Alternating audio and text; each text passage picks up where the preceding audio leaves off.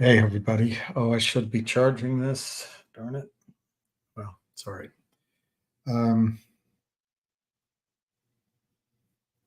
so today, Ham will come on shortly. I'm going to talk about the gold company that some of you guys have shown interest in. Finally, the documents are going to be ready tomorrow. So I've got an email to send out to everybody. I've spoken to several of you or communicated. And I just want to get a number. It doesn't have to be definitive, but an indication of interest for how much to potentially reserve potential investment. And I think things are this death of the president of Iran. The news stories are it's an accident. I wouldn't count on that. I certainly hope that all parties treat it as an accident, but you've got to be aware that this could be war coming. So, there's a lot to get ready for. And unfortunately, we live in a world in the United States where we've emphasized some sort of weird, I don't know. I don't want to cause problems with it, but we're doing a big experiment, and what's suffering is our ability to perform, and we're not ready for war. So anyway, it's a good reason for gold. Don't chase, in my opinion, don't chase the precious metals. They will pull back at some point, but by buying into miners, you can take advantage of these higher prices. Miners have yet to make any run at all. What else? What else? Oh, I know the CAT system is coming up. I don't personally expect that to do anything. The positive of the CAT system is that it's going to cause expectations to rise for enforcement. But when you find out that it leads nowhere, it's going to be frustrating. That's my opinion. But the pressure that we can bring on the regulators after that, I listened to several Bernie Madoff interviews over the weekend, trying to find the one that Patrick Byrne referenced, but I don't think it's there. I think they may have taken it down. But at one point, Bernie Madoff said that it's very hard to break the rules in the United States stock market. He said that basically that they will catch you. So to me, it means that the regulators are just looking the other way. All right, so let's look at some of the prices around the league. AMC is up 4 cents, 4.44. There's one at $3. Very interestingly, RCRT is at 210. Pretty low volume, I think. 212. It's interesting. That's something I think to keep an eye on. HNRC is still under 2 cents, which I don't understand. Finger motion is 302, down 20 cents. They have no fear. They sell without fear. Let me see what else I have on my scoreboard. Well, we can look at GME, I guess. GME's down it's down 262, under $20.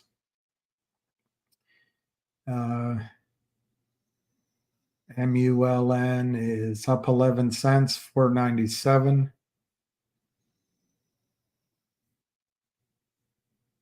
MMAT is up 7 cents, 230. These are just, I don't know why these are on your KISS. is on my list.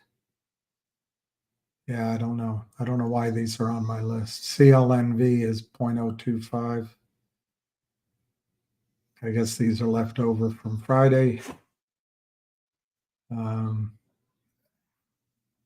all right, lucky boy? What happened?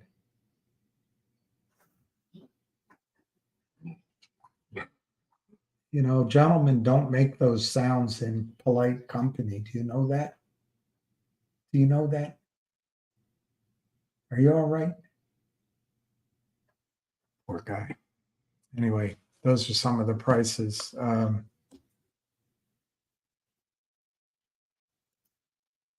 Say no more, squaw. Say no more. Is your wife a goer? Well, she sometimes goes. Say no more, squaw. Say no more. Does she go? Well, she's into photography, candid photographs. Say no more, squaw. Say no more. Well, she's from Pearly. Say no more, squaw. All right, let me text. If I buy more finger, will I get the warrants? I think so, yes. I will. I will look it up as we go. Trying to. I'm literally trying to think where I can look, Ryan. I don't think there was a news story, so I'll look it up. Let's look it up now. I'd see. I don't think a date's been set. So from what I looked at on Friday, a date hadn't been set.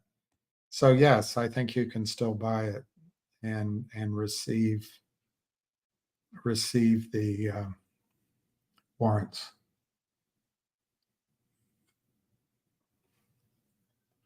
Say no more, squaw. Say no more.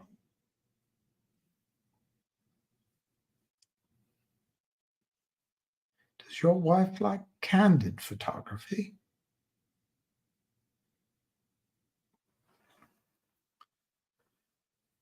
Evening, squaw.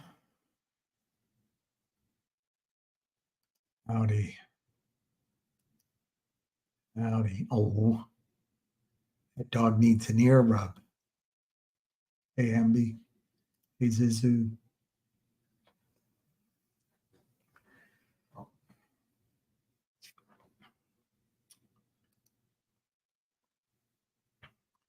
I found, I've quoted Jim Rickards several times, James Rickards, and he wrote several books. It's so weird how time, ain't it funny how time slips away. Well, it doesn't say what other books he wrote. Anyway, he's written 4 books, but I found this one by James Rickards, and I'll read it to you. What's surprising to me is how old it is. I thought it was relatively new, which indicates, yeah, I got all the way through it to the acknowledgments. And anyway, gold is where to be, where it's at, as they say.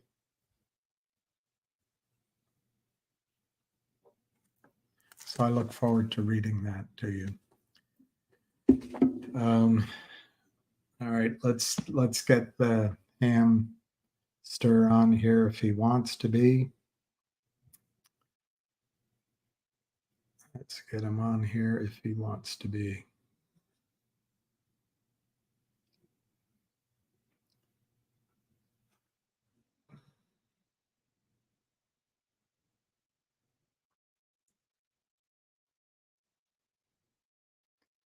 All right, I got to see. I think this has very little battery left.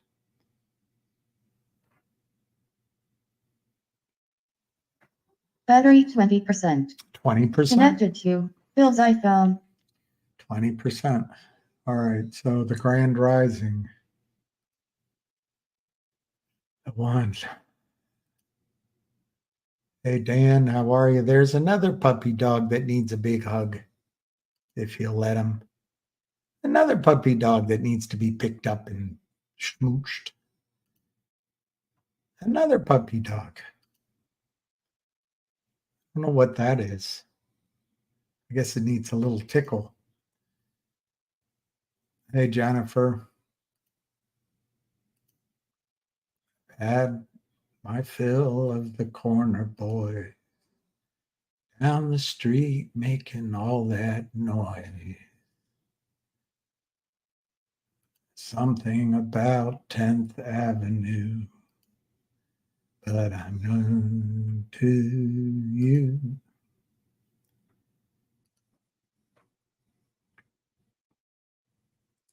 Na na na na na na na na na na na na. I'm in love with the Jersey girl. Na, na, na, na, na. I've got no time for the corner boys down the street making all that noise, or the girls out on the avenue, 'cause tonight I wanna be with you. Tonight I'm gonna take that ride across the river to the Jersey side. Take my baby to the carnival, and I'll take her on all the rides. 'Cause down the shore everything's all right. You and your baby on a Saturday night. Well, you know all my dreams come true. And I'm walking down the street with you. Sha-na-na-na-na-na-na. What do you think of the GTI lawsuit that requires participants to lock up their shares for 6? Well, it's a judgment call. If enough people don't sue, stock's going to 10 cents. If people do sue, we have a chance of shaking up management and making the stock go to $1 on its own some. So I don't know. It's a judgment call. One way to do it is just, oh, I see, you probably can't do half. It's probably an all or none. I don't know. I don't see the stock going up until management's gone, and I don't see management going until the lawsuit is filed. So it's a conundrum. It's a conundrum, and I don't have an answer. I guess let somebody else join the lawsuit and try to get a free ride on their locking up their shares. I don't know. Yeah, Scott, I will respond. I got into the emails. I've written 2 or 3 emails to send this. I'm going to send this out to people who have interest in the gold story. And I'm going to give a list of names to the company tomorrow. But I'm going through all the emails then. And that's what I got to do. I got to give everybody my email today, maybe after ham. But this opportunity, I'm going to try to invest in it. I already own quite a bit of it, but I'm going to try to get in at this price. This is 4 cents a share. Right now on 400 million shares. And the lowest I paid was 45 cents on offering. So it has it's ironically, the company is right at the finish line. They're gonna not really build out. They're gonna, oh yeah, build out, I guess is the right word. They have a pilot plan already.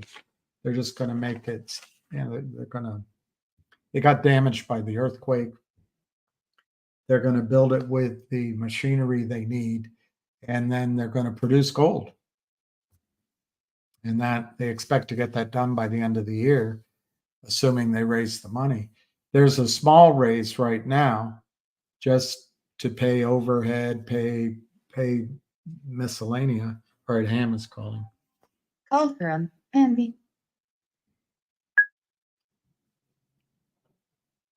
All right, you can talk. Are you on? I'm on. All right. I didn't know. I'm on the move. I'm not at home, so just bear with me, everyone. Take it easy, William. Give me a break. Well, you might be surprised, but finger is down. It's I made a sign. Let me see if I can find it on my iPad. Hold on 1 second. Give me a second. Got no time for the corner. One sec. I'm just looking for a sign. Yeah, I've been for a long time. I said the attacks by the naked shorts is so brazen without the use of a gun and a mask. Can only be one reason. The hearing is set in DC and they know about it. They know something is coming. And everyone needs to understand we're attached to DJT, whether you like it or not. So DJT is down to $1.23. You have to be criminally insane to be short that stock or to keep playing it. I really don't think they are playing hard. I think they are playing, but I think they're doing a lot of washing back and forth in those names. But unfortunately, we get attached with it because we did attach ourselves to it. That makes sense. I felt that being attached to Donald Trump, to me, is the winning ticket. Devin Nunes was by far the only guy that has the, he's not an expert, but he definitely tells you the way it is. He does say some things that I'm not crazy about, but we're trying to fine tune him. You have to watch his speeches. You gotta remember when I speak, it just rolls off my tongue. I don't even have to think about it. He's thinking about it. You understand what I'm saying, William? Like, yeah, you're a natural. He hasn't been on the front lines long Either enough. that or you've said it so many times. It's the only thing I know. So I look at it this way. Finger motion's been attached to DJT. There's not a prayer that DJT is not going to get the hearing. And I think that some of us are going to be called down to testify. Now, I don't know about William, but I think I know somebody else who is. All right, so we'll see what happens. The finger motion. The Easter Bunny? They're roaring kitties going, okay? And he's going down there with bells on, and I will spank everybody in my path. All right, so let's see what happens here. Let's go, but we're going down this rabbit hole. We're either coming out a winner or we're all dead. All right, and we're coming out a winner. This is not, this fraud is well known. South Korea is basically smacking, I'll use a different term, pissing on the US. Kissing with a K or pissing with a P? With a P. They're giving him a golden shower, as they say. I'll make it sound more raunchier than you want me to. But again, they are the trendsetter in eliminating fraud. And the other day, Kristen told me that the articles are written that they all say South Korea is going to end the short selling ban in June. That is not what they're saying. They'll see what goes on here before they do that. The reporters, the shorts around the globe know that they're torturing them. South Korea is saying exactly what I would be saying, only a little nicer terms, but they are 100%, on top of this. All right. So unfortunately, we're tied to DJT. And I think that is the horse that I want to be attached to by far. That company has, has the most powerful man in the world attached to it. Unfortunately, for those in GameStop and AMC, once they start taking the big money, it's over with. They both took, one sold 72 million shares, the other one 43 million shares. I don't know how big their floats are in those companies, but they basically increased them by a lot. And listen, Wall Street's a funny place. When they all come, momentum players come in and the momentum players go out. They're like the tide. And eventually people start to give up. And that's what gets me nervous about those names, is because they've been played out so long. And I think Wall Street fast money came in, Wall Street fast money went out. And Roaring Kitty posting to everybody to chill. William, I've never told anyone to chill, because I always feel that this is a fight and we need to save the last guy on our line all the time. He told There's me no to chilling. chill. Well, yes, I do tell you to chill. I'm sorry.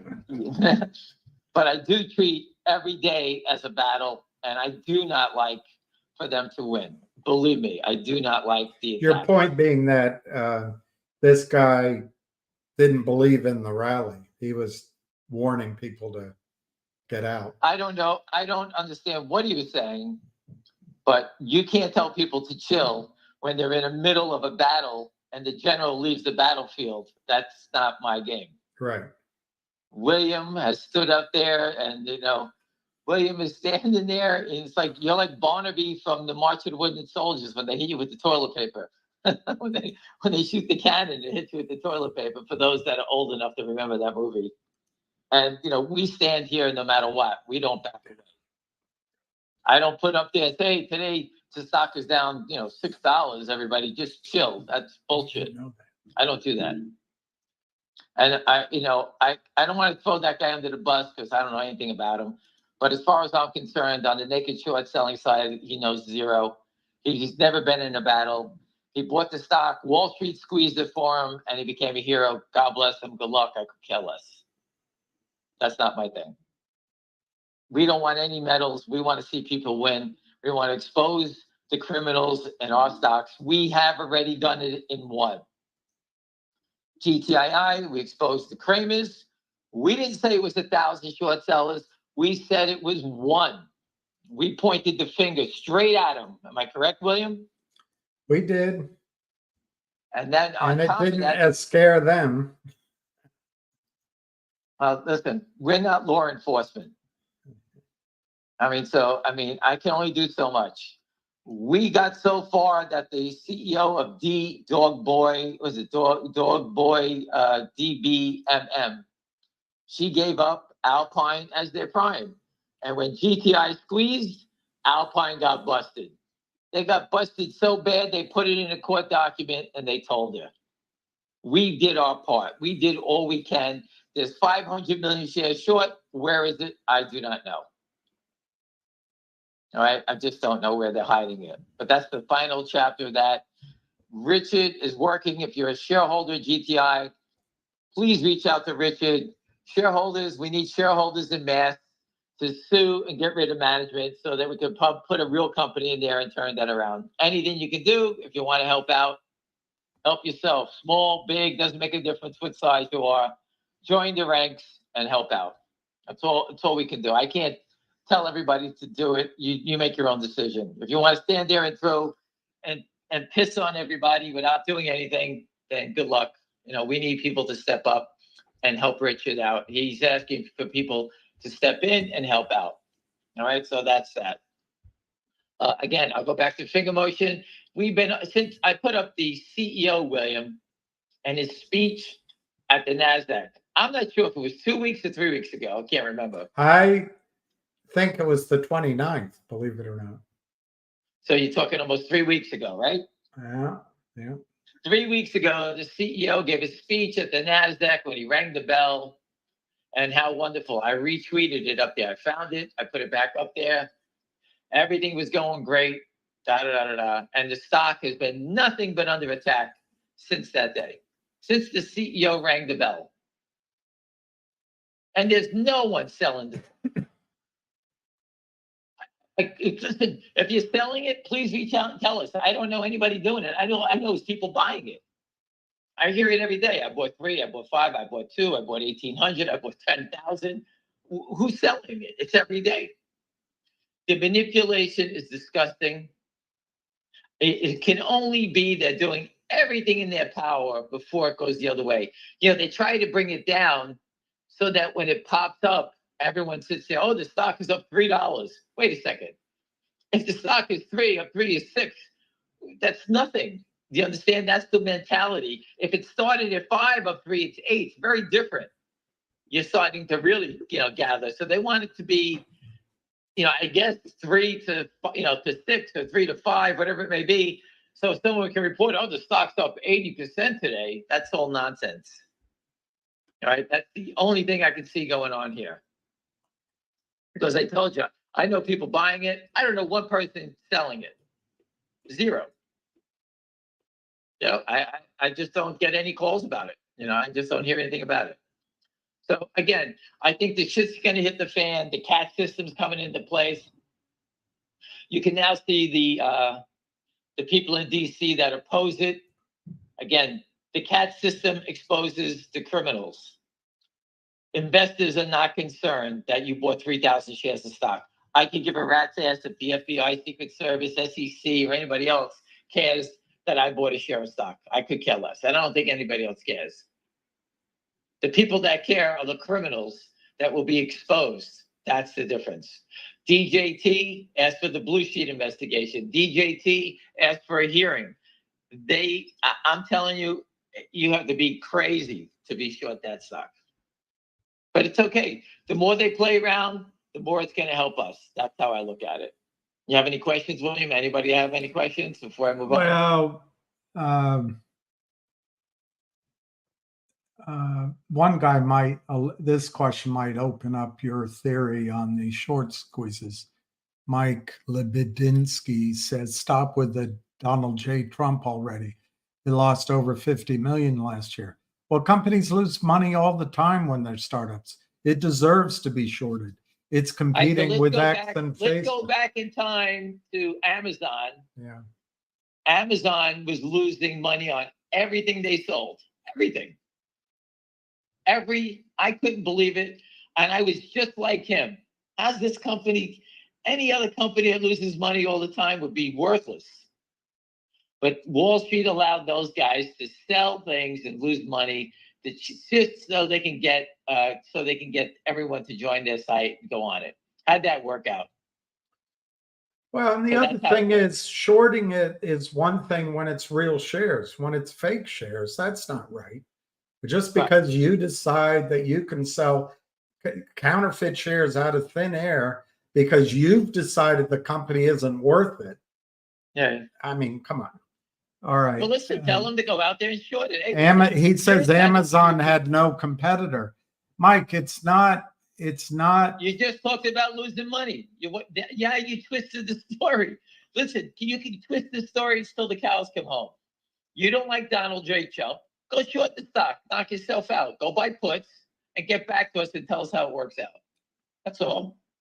You can come in bragging. Tell us you bought some $6 puts, buy the 50 puts or buy the 45 puts and get back to me on it. That's all. Tell me how well you're going to do. Because if they settle the trades, you'll be broke before you open, you'll be gone. There'll be zeros. Hey, go buy the 50 puts. They're only $2.50, $3. Or you could buy the 49s at 250s, the 49s at 220s. Those were the half. 48 and a half. Go buy them. 48s, they're all $1.69. They expire this week. Knock yourself out. Oh, God. I sometimes think I'm talking to myself because nobody's home. MPA asks, I don't understand. Why would a naked shorter cover a fraudulent share? They're not in the business of following the law. It's the prime. No. Stop. So why would you even play in the market? Go short. I agree with you. If you think that the country is going to continue to let this go on, then don't you hang up the phone. Don't listen to this, because we're the opposite of that. We're trying to stop the fraud. If you don't believe in it, hang up the phone. Don't waste your time here. Go short. I'm not here to convert you. This is not. I'm not making you join a cult. We're trying to stop people robbing American people. You want to be robbed, or you want to join the robbers? Knock yourself out. Make your choice up. So please keep those questions to yourself. Go down the block. Call up a basher. Call up Lynn Partners. Call whoever you want. We're here to get them arrested and put in jail. You want to join that crowd? Knock yourself out. It's also my opinion that the buy-ins come when the prime brokers get in trouble, when they're losing money. It's not the shorts that cover, it's the prime broker. Right. What happens if CAT gets marked down and everything is the same, even though it was passed?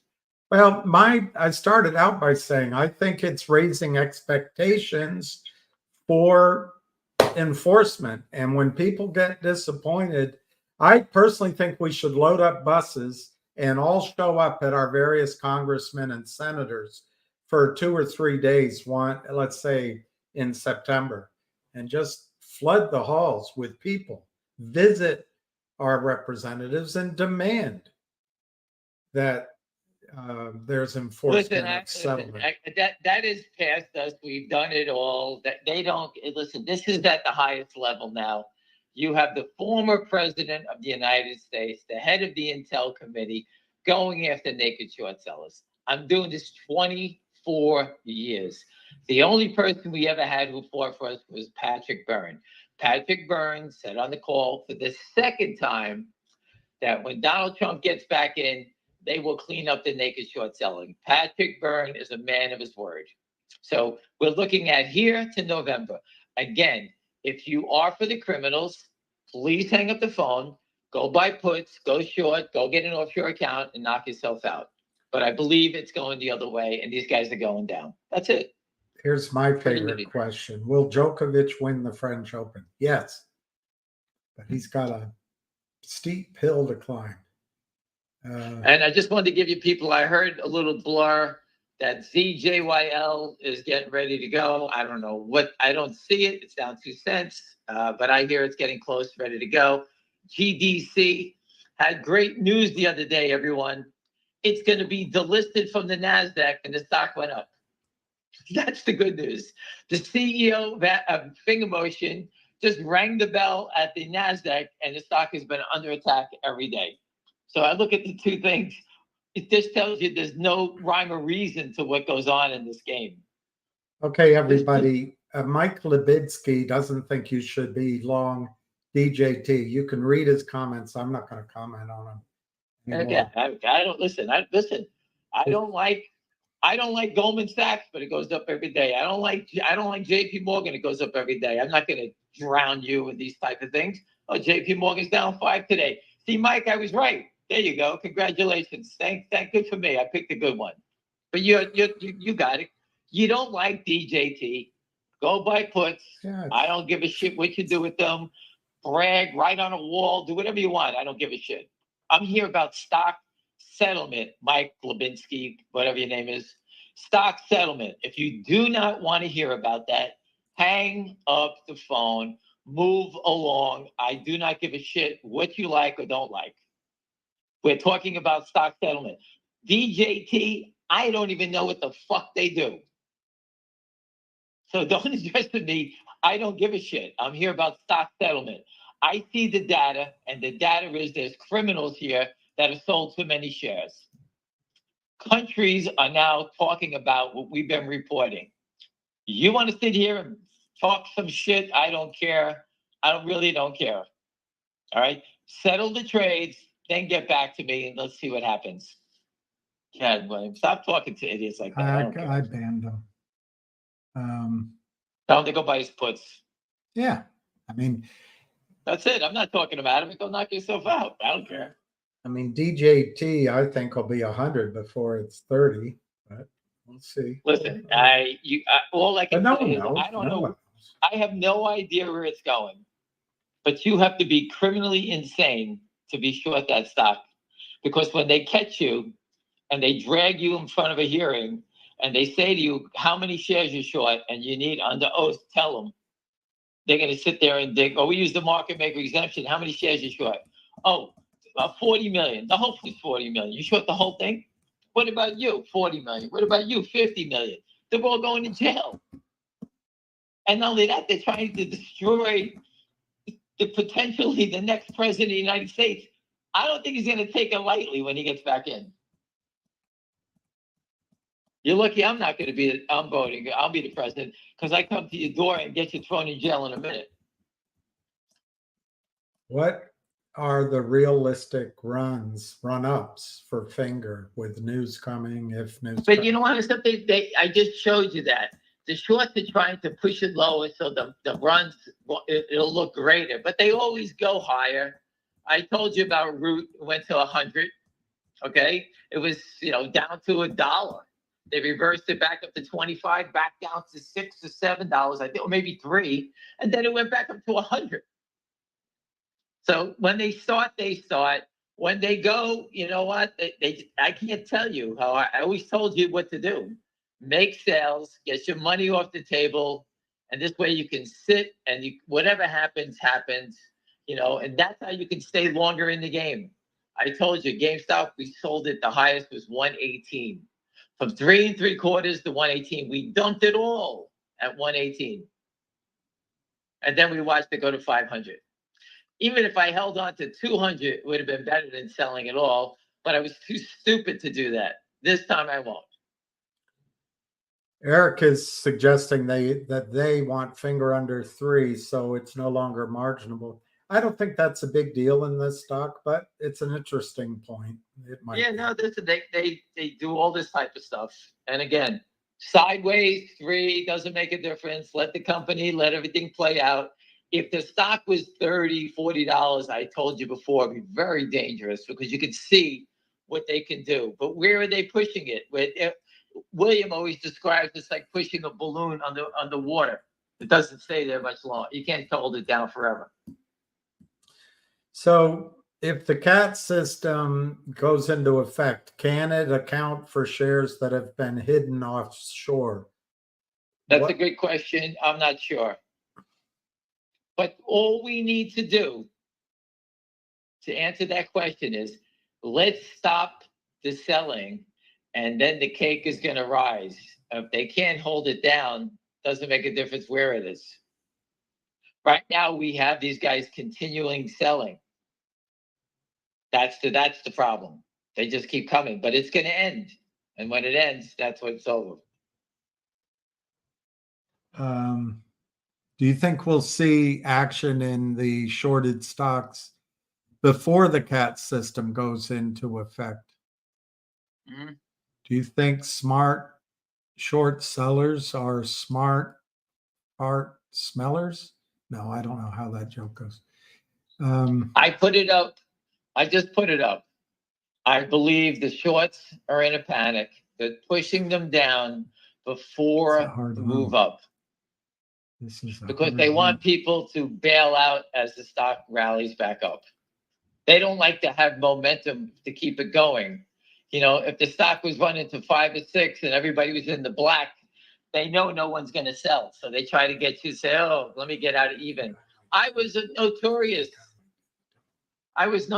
for when I got in a bad position, when it got back to where I was even, a lot of times I sold them to break even. And this way I move try to reestablish my position. That's what I did.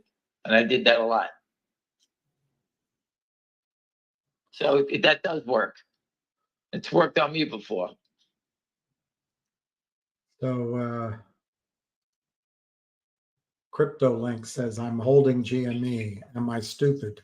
Well, I wouldn't call you stupid, but I think you missed your chance to get out. It's got a big, strong shareholder base.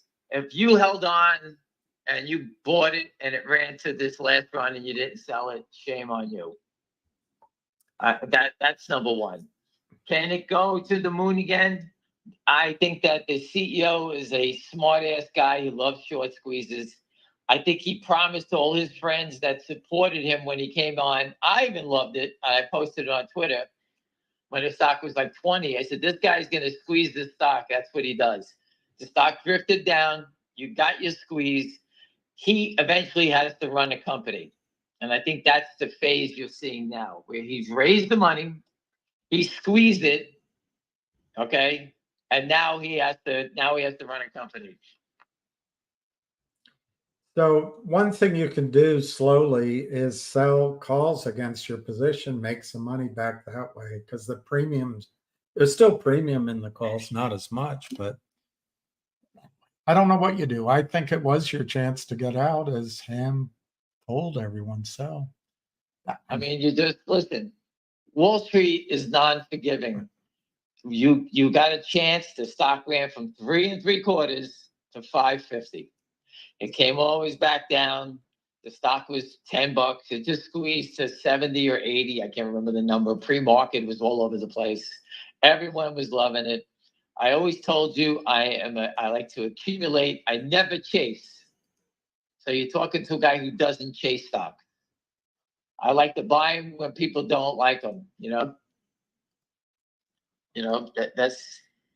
This is like, someone just sent me some. I like to buy them when they're standing still. I like to buy them when they're ugly. How about that? It's a little different. I do not chase stocks. I do not. I don't care if you have the documents in front of you. It's very difficult for me to chase something. And it's up 2, 3 running. I just can't do it. That's just not the way I play. And guess what? I lived a long time making a lot of money doing it that way.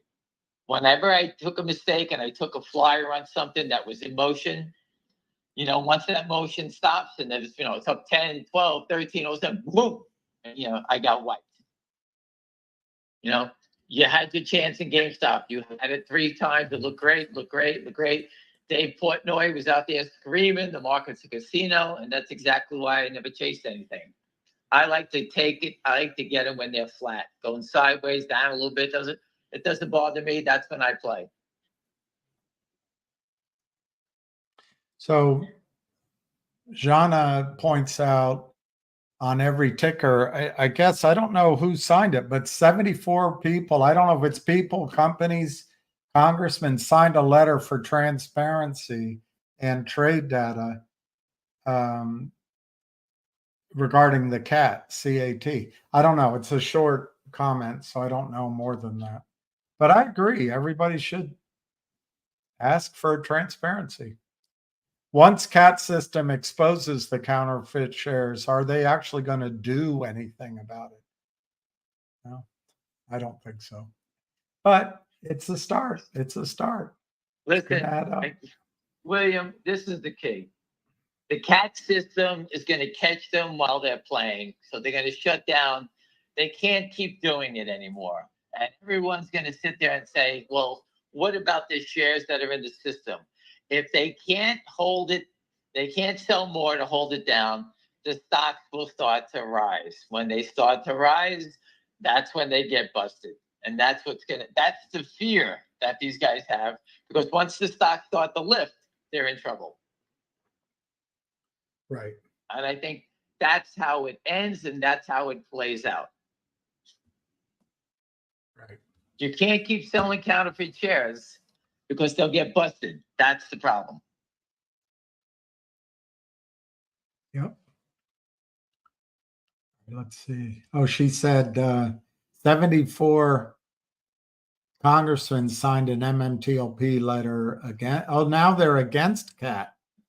Oh, 74 who signed the MMTLP letter are now against CAT. Well, that's not very encouraging. That's Goldman Sachs exercising their wallet. The more they fight, the better it is. DJT, Devin Nunes, and Donald Trump. I'm not banking anything on these people in DC. I'm banking it on Jim Jordan with his relationship with Donald Trump and Devin Nunes to stop this. That's where I am. I'm not attaching to anybody else. Roaring Kitty, worthless. GameStop people, worthless. They're all worthless. There's only one person that can get this done, and we have the most powerful guy in the world on our side. If they do not make it, do not stop it, make it go away, then we should all just go to the Cayman Islands and go start an LLC and just sell whatever you like and just steal whatever you can. Or you should, number one, never invest in U.S. equity markets because they're stealing from you, they're stealing from your kids and your grandkids. This has to end. One gentleman said to me, they have to end this, and now's the best time to do it. There's nothing else I can say. That's how I feel. It's so crazy what's going on. They have to end it. They just can't continue.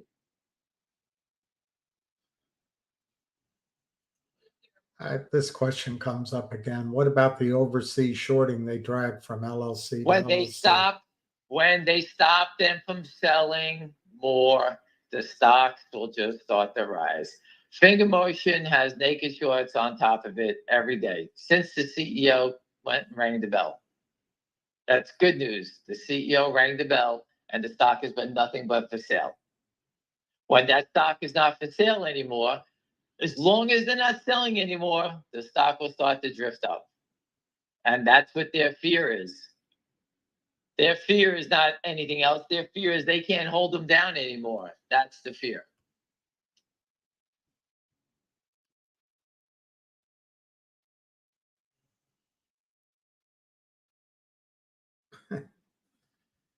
I don't know about this. If they don't end it, would it be the end for the dollar? Look, once our markets, I think that overseas, they no longer trust our markets anyway. China, the Middle East, South Korea, they're coming up with alternatives that people will put their money with. It'll take a little while, but Listen, I spoke with the SEC in Saudi Arabia, and I told them what my vision was, and she told me, we all know the U.S. is all fraud. That's what she told me. She's the head of the SEC in Saudi Arabia. Isn't that great? Isn't that swell to have that reputation? It's just great. She laughed at me. It's just great. She says, why would you want to open an exchange here? I says, because your regulators in your country will not put up with the nonsense. She said she agreed. And then she said that we all know the U.S. is all fraud. That's what she said. How's that? How is that? I don't understand how our U.S. government, I keep looking at the people everyone believes in. How do people go into the Congress or the Senate being broke and all of a sudden we're at $29 million? It's impossible. $30 million, $10 million. You can't possibly repay that much money. Look, DBMMMM.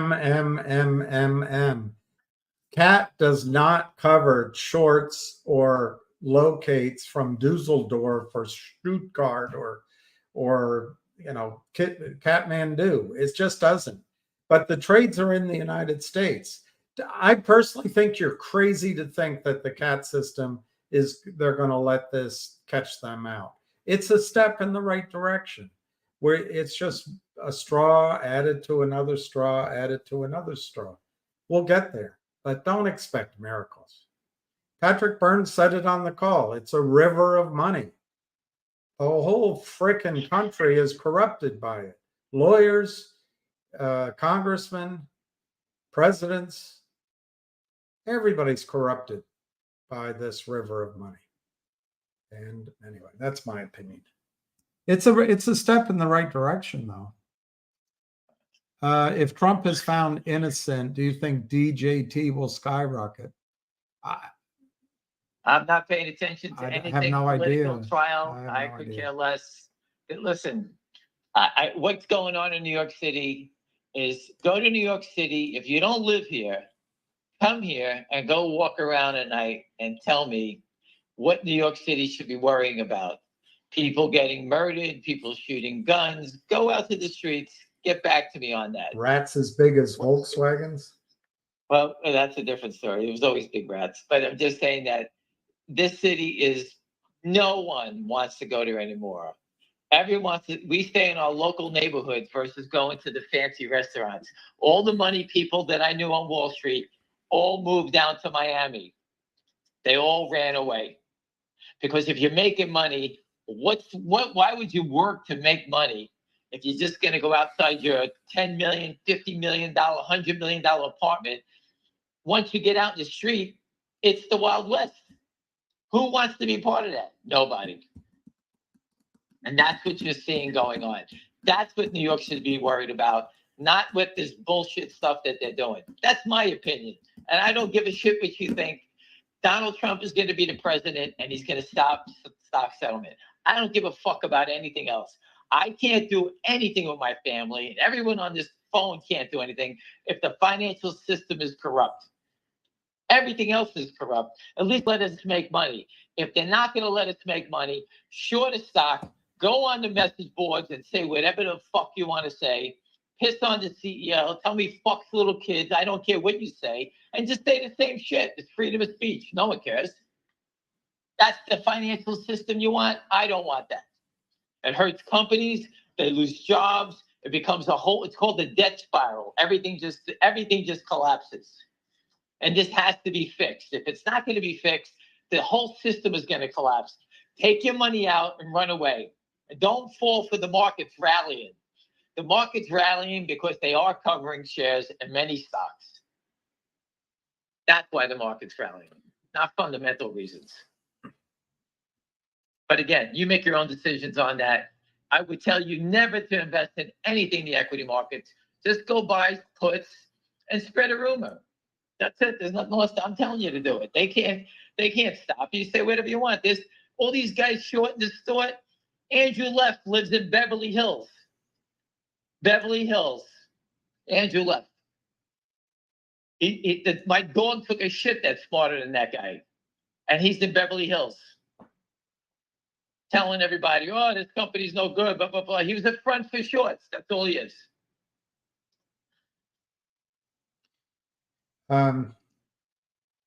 Cheese McCracker, that's a heck of a name. I think Richard is pursuing the only avenue we have against GTII for over 6 months, probably closer to 9. The CEO has decided to squeeze the butterfly so hard it can no longer fly. And you gotta let them let go of the caterpillar so the butterfly can fly. I don't know what analogy to get. We talk about the same thing. What's going on is an elderly CEO who's lost his marbles, in my judgment, is trying to maintain control of the company that is his baby for 30 some years. For a while, it was $1 billion company. And he thinks that was because of his magic. It was because of him and all of the hard people, you guys, working to fight against shorts. Well, until new blood comes in, whales take control, and we can gain control of GTII, it's just a shell with a man who belongs in the home running it. And his board is all ancient too. Listen, there's been people that offered them companies and he hasn't taken them over the years. He had many opportunities, including the 1-800 law firm, which was a monster company. But he jerked around so much with the guy, he walked away from it. And to have a law firm that wanted to come into this company, you don't understand how close we were to an explosion. But the CEO was a terrible negotiator, and the guy just gave up and walked away. So that was just one of the deals. There were many deals. But again, this guy needs to go. Richard is doing everything to remove him. And, you know, it has to be legal. But again, that doesn't change what's going on here. The short is here. We all know that. No one's really selling. All right. So again, everything lives here. If the CEO, maybe he will, you know, what's that saying, William? I can't remember that. Capitulate? Something with a bucket. Something with a bucket. I can't remember what it is. Oh, he might. You kick the bucket. Oh, maybe you lick kick the the bucket. and make it a lot easier for everybody. I don't know. He just has to go. No one wants to give him a company. If the guy's taking a nap all day, you need someone to run the company that's alive. That's it. There's nothing else you can say.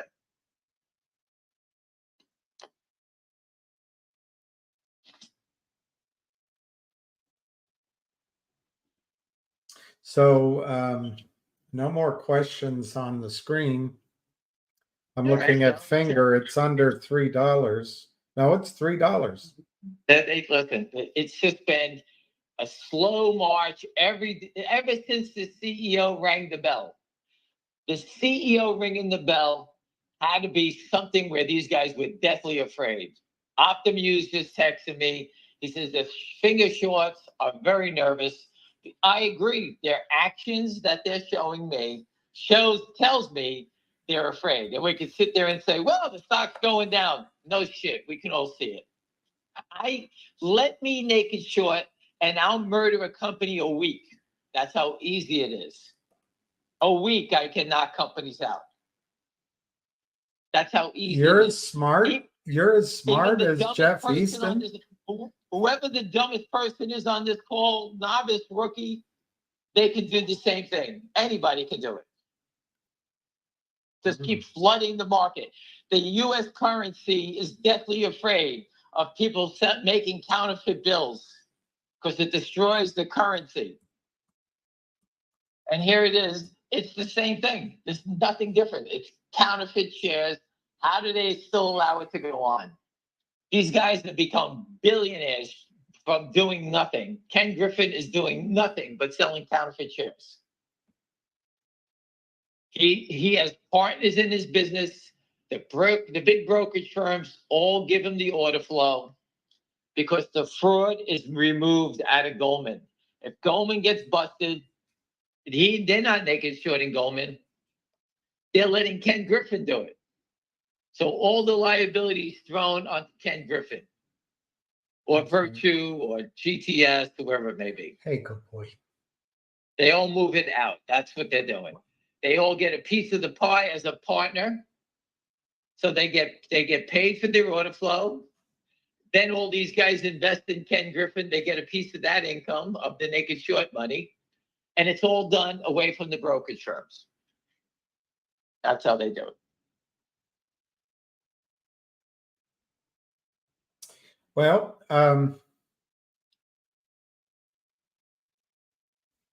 let's open a brokerage firm in Argentina. I like that idea. You know, I saw something with Conan and Brian. Now, I never been to Venezuela, but I have to tell you, Conan and Brian did a show from Venezuela. I think it's on Netflix. You should take a look at it. It looks like a nice place. It is, and the girls ask you out. The whole role model's switched. It looks very nice, and I'm like, you know, why wouldn't we go down there? I thought about that last night. I was watching the show with Conan and Brian. I mean, it looks very nice. The people out dinners. It looks like it's what I saw. It looked like Soho. That's how it looked to me. And I don't know. It's just you know. I think they had a guy who took over. Was that Brazil or was it Venezuela? They took over. I can't remember. I don't know. There was a new guy who took over, and everyone. I thought it was in Argentina. Yes, I guess who knows, but again, you need to have an environment that's friendly. People cannot invest. You can't have $10,000 extra money just flush it down the toilet bowl. You can't just keep stealing. I says my kids are invested in the market. I'm trying to protect them, and I'm doing the best I can. But again, it's this is their future, and if no one's going to give a shit about it, I would just tell them to sell it. Let's go buy puts like that moron just said about DJT and just yell foul. That company loses money. Blah, blah, blah, blah, blah, blah, blah, blah. I could just say that. See, that's the funny thing. DJT is spending money to build a business so they lose money. Finger Motion is getting businesses for free. For example, they got the app business they can use their app and people can charge using their app, and Finger Motion gets paid for it. It costs them nothing.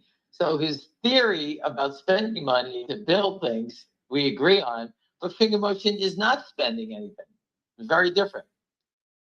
So any way he wants to go, he can twist it. We can twist it also. So anyway, tell him to go buy puts, and we'll see what happens from there.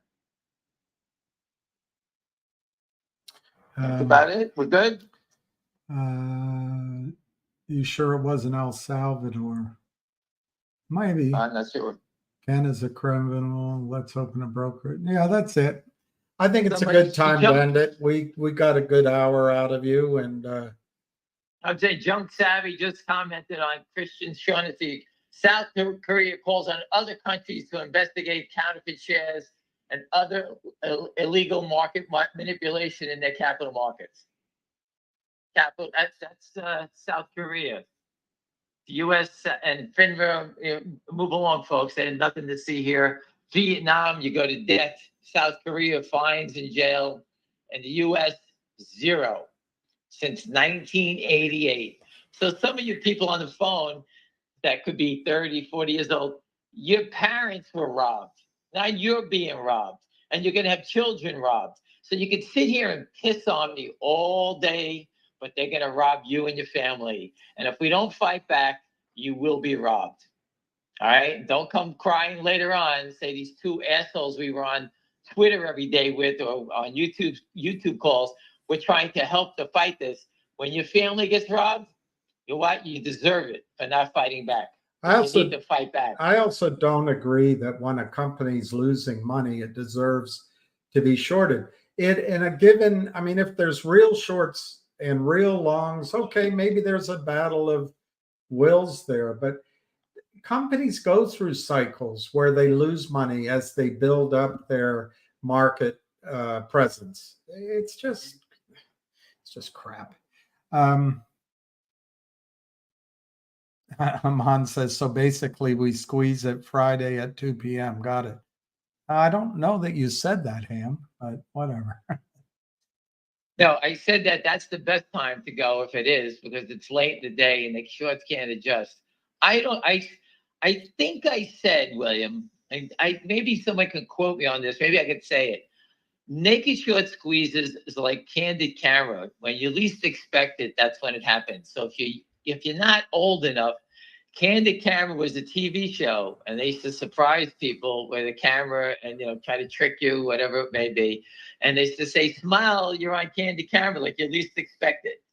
I don't know when it's going to go. You accumulate, you build, and then they just go. That's the way it happens. And I never told anybody it's going to happen at 2 o'clock, 3 o'clock today. You can see stocks look like they want to go. We see things like that all the time. But again, I can't predict when they're going to go. I can't either. No one can. Or you can't predict that GameStop, which is going to scream and in 4 days get slaughtered. I think a couple of us predicted that this time around. We did. Now, when the stock went up, we said one thing: look out below, because the game has changed. Wall Street has changed the pattern. They wanted to sucker all these people in again. They did. What's his name? Roaring Kitty is just telling you to chill, so you can listen to him and chill out. And hopefully your beating it doesn't hurt you financially. All right, so just reach out to him. He's saying chill. So if he can get by saying chill, me and William now are going to say, hey, everybody, just chill. Go easy, bro. Relax. It'll all work out. Chill. How's that one? Should I say that? Because we fight and we stand up, people get upset with that. And they try to poke holes in everything we say because they know we're right. Anyone that wants to oppose this is an idiot. You may be out there stealing, getting paid by Jeffrey Lynn, whatever the hell is Jeff Easton and Dick Kramer, whoever else is out there, Citadel paying people, whoever it may be. But in the end, you're going to be left out to hung to dry, and your family and yourself are just going to get robbed and destroyed. We're not like that. Either get with the game or move away. That's the way it goes. Anyway, it's a beautiful day. Not here. I guess I it's can't coming. stop just wait, what, rain? Yeah, we got it. Well, it looks like sun's now. It's coming out. But yeah, we had overcast. We got beautiful sun. But anyway, listen, everyone, I can't stop it. It's coming. The CAT system, okay, is something to tell you that they all know. They're trying to They can't fix it in one day. There's not enough money in the world to fix it in one day. And that's why you see some go, some don't. They're trying to fix it slowly. They want that money that's offshore to come back onshore. That's the game. That's the trick. That's what they want. They want that money to come back. They let it get so out of control, they have to go back the other way. All right? All Go right. enjoy your day. There's nothing I can say, nothing more. It's coming. And let's see when the hearing comes out. That's what we're waiting for. All right? All right. Thank you very All right, much. thank you. Bye-bye. All right. Bye-bye. Call ended. 04. All right, there it is. I'm going to show you.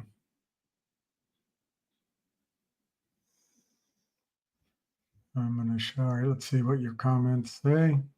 Survey says. Survey says.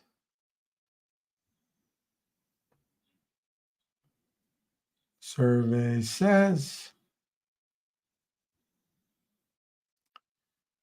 I just want to show you guys one thing.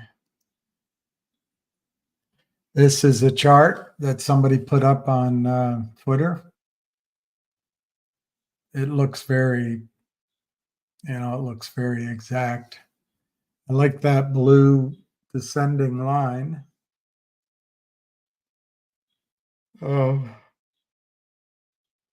It shows that we've broken out in our CRT. Down below, the MACD chart down here, I don't know if you can see where I'm pointing. That's turned positive. We're decisively above this trend line. There's these three, well, there's a little gap there.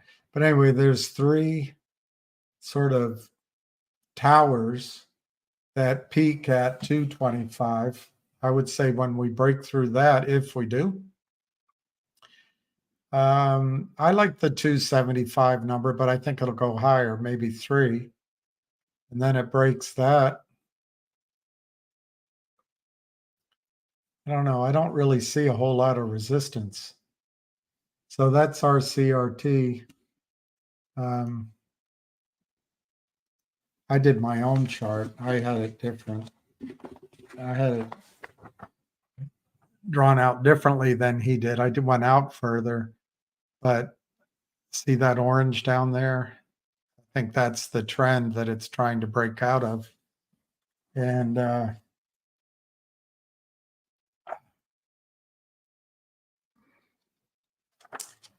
can't quite read the number. I don't know if this will help.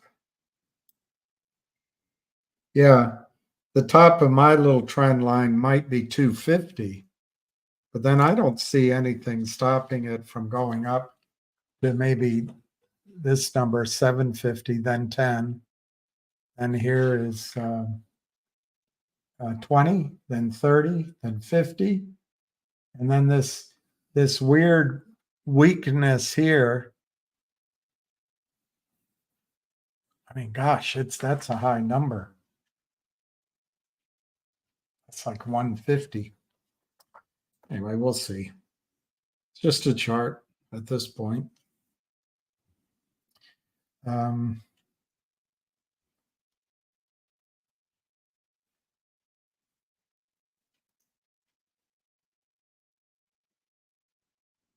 don't think so. But if you think it is, it is. I think the market, as I've said, is going to go a lot higher. If you want to panic out and be out of it, that's reasonable, because after the market rallies, I think we're going to enter into a decade-long bear market. I think it's going to be really difficult. Unlike anything you've ever seen, Lion. You've never seen a bear market. You don't have any memory of one. You don't think they exist, but it's coming. But first, a little chi-chi.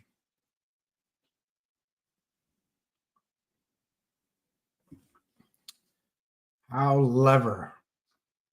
Oh, what a puppy dog. Needs the biggest hug in the world. Doesn't look like she wants it. But you could always try. Could always try. This is a tough room. I don't need to tell you that. Could you forget about the moose?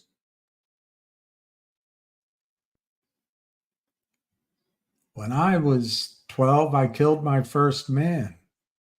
Guess when you were 12, you didn't know there was a law against it. I don't drink. It makes a man weak. Ah, you've probably never run out of ice in your lifetime. All right, everybody. I'm going to call a quits to it because it's not much more to say. I'm on this gold story. I'm going to get it out to everybody that emailed me. I'll follow up tomorrow live on it. Whatever my goal on the email is to get indications of interest from the people who have already told me, and if I recognize their name. If I don't recognize your name, I'm probably not going to forward it.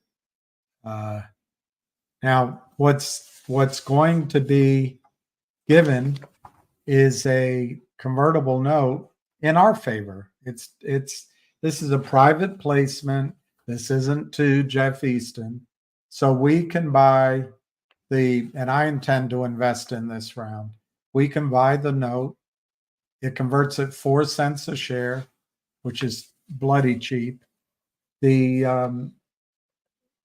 At the first round that's available right now, this small round, there's 1 ounce of gold for every 12 and a half shares. But I assume they're going to raise the money to get the pilot plant, and that might happen this week. They might get a commitment for it. So it'll be 1 ounce of gold for every 25 shares, which is just phenomenal. That means you're paying 4 cents times 25. You're paying for $1 for an ounce of gold in the ground. Now, yes, there's some risk. The risk is, can their process scale to a commercial level? I know the gentleman who's developed the process. He calls it NMET, NMET, and he believes there's no risk at all. But obviously, there's always risk. That's why you build the pilot plant. And I think it'll be built and producing before the end of the year. It's 4 cents a share, as I wrote up in my little thing that I'll send out. I think there's basically 4 outcomes. One is that, oh, shoot, more delay, screw up, doesn't work, or something like that. I give that very low odds. I think we have been through that. We're at the finish line, and I give the odds of this gold company failing in its proving of its process a very low odds. I'd say 5 to 15%. The second outcome would be that the current shareholders, who are all over 70, 75, other than me, might decide just to sell the company prior to proving commercial viability. And I think a sale like that would probably mean $4 a share, something like that. So 4 cents. Sorry. Let me look at my. Did I print it out? I think I'm skipping one of my scenarios. Let me pull it up.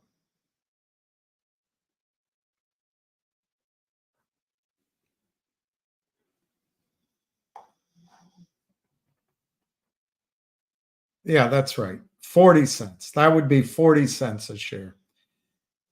That would be 10x. So if the large shareholders decide to sell out prior to success, I would, based on they've already received one offer. Based on that offer, the worst case, I think it would be worth 40 cents a share. That's 4 cents now. A sellout at 40 cents is 10x. And we would know about that in the next 90 days. I think it's a completely wrong thing for them to do. I also give that very low odds. I would say 15% odds. The most likely thing is to sell the whole company to Barrick Gold or Newmont Mining after the pilot plant is successful. And gold in the ground, proven, so-called proven gold in the ground, can sell anywhere from $50 an ounce to as high as $400 an ounce. But if you assume they sell out for $100 an ounce, and I'm using the conservative indication of ounces in place, they would sell that out, I think, at $4 a share. That's 100x. That's 100 times the investment right now. And if that sale were to happen, I think it would happen by the year end. Let me say it differently. It'd be negotiated by year end. The effectiveness of it could run well into next year. And then finally, and I would give that maybe 30 to 40% odds of what happens. But the final way it could work out is that once the pilot plant is built, there's production, the company decides to develop the asset on their own or with a joint venture partner. And I think that would lead to $40 a share in value. That's 1,000x. So basically, this is a public company that doesn't trade. It's basically a private company, but it's really public. And it will trade again, but not right now.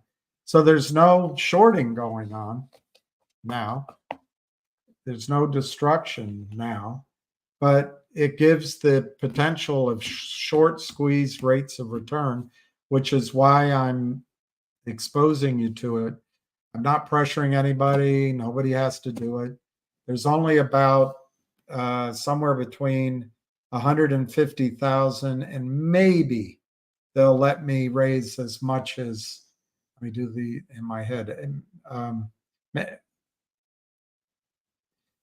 They might raise a total of 500,000 in this small round. We've already raised 100, so something in the 150 to $400,000 range is available.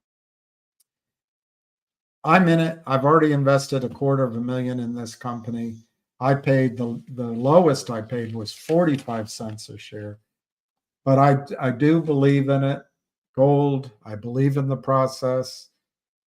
It's massive. I know the numbers sound massive, but it's short squeeze type returns, and that motivates me to show it to you because we've lost another short squeezes.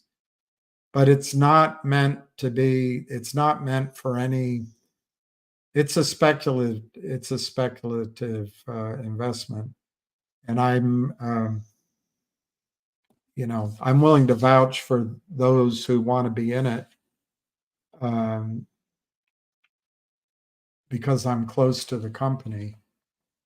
But it's not it's not for sissies.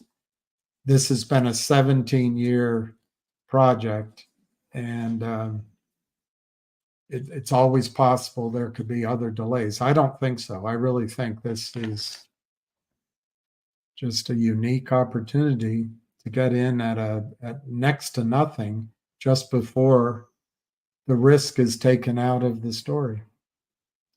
Is there a minimum buy? Well, in this example, I used $10,000 and I'll send it out. I think you're in my emails, but I don't know. $10,000 buys $10,000 buys the right to convert into 250,000 shares, which implies 10,000 ounces of gold, which is incredible. Just incredible. In paper, in the ground via that. So 10,000 is a reasonable number. You can get rich on that number. But yeah, no, you can do smaller amounts. What will limit it, two things will limit it. The company can only sell shares in a, I'm not a lawyer, so they'll have to get their own legal counsel, but they can, in this offering, I think the number's 35, up to 35 shareholders that are small amounts. But no, there's no limit on it. I will probably favor the larger orders first for credibility, but Cliff, I'll vouch for any size order. It's, my idea is to expose those who want to try to short squeeze type returns in gold in something I know 100% of, and I'm highly confident in it, and I intend to invest in this round.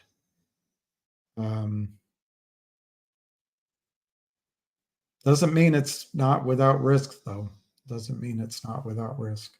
Now, Cliff, I have it. I have a whole list of people I have to get it out to.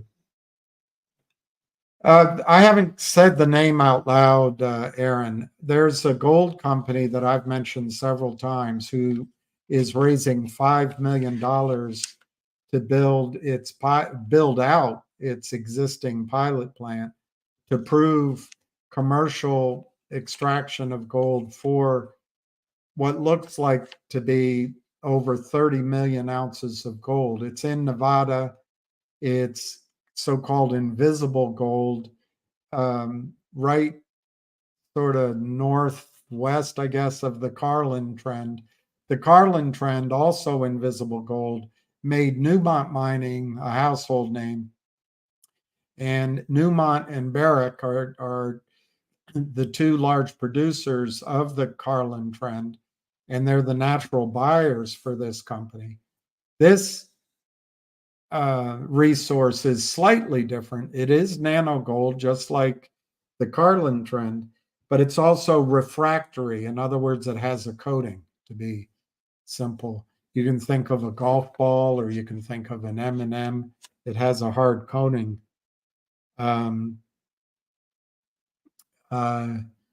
So the process that's been developed with fits and starts, COVID, earthquake, tired investors, gets that coating off.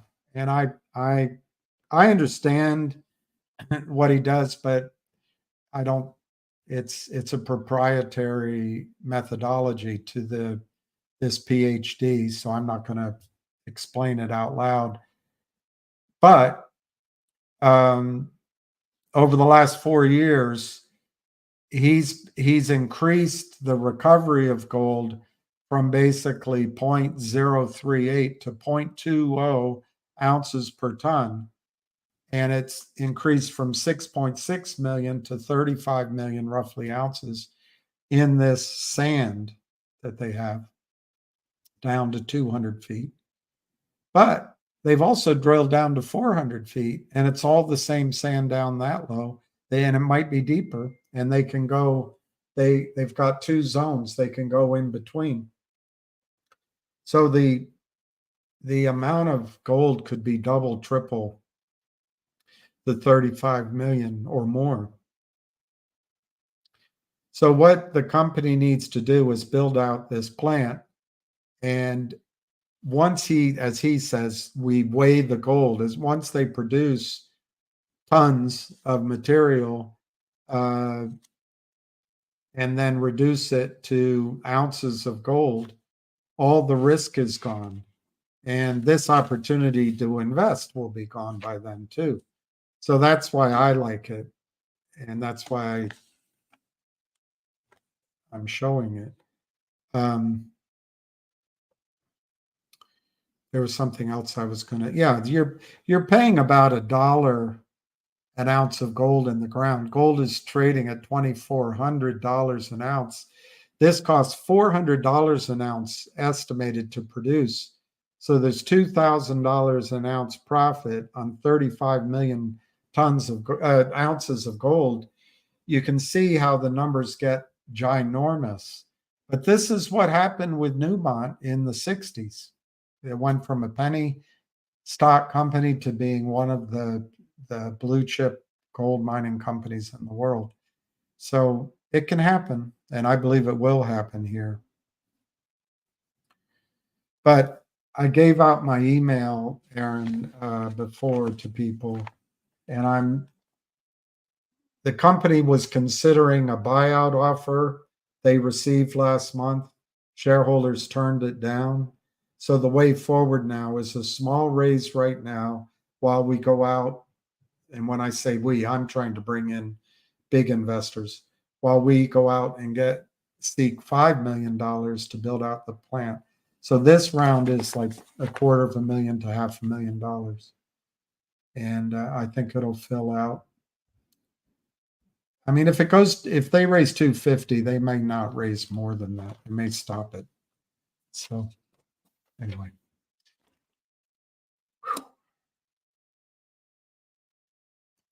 JP Morgan preparing for retirement. Well, he knows the shite's about to hit the fan. And it is. JP Morgan, under a woman named Blythe Masters, has shorted more silver, manipulated the metals markets more than any. They have a huge exposure. And JP Morgan will be in trouble. So it's a good time for him to leave. Look, the criminals have stolen all they can out of the system because we look up to them. We think they're gods. They just stole from you. And they used the Federal Reserve, the Treasury Department, and the presidency to do it. But they've stolen, he knows, they've stolen all they can.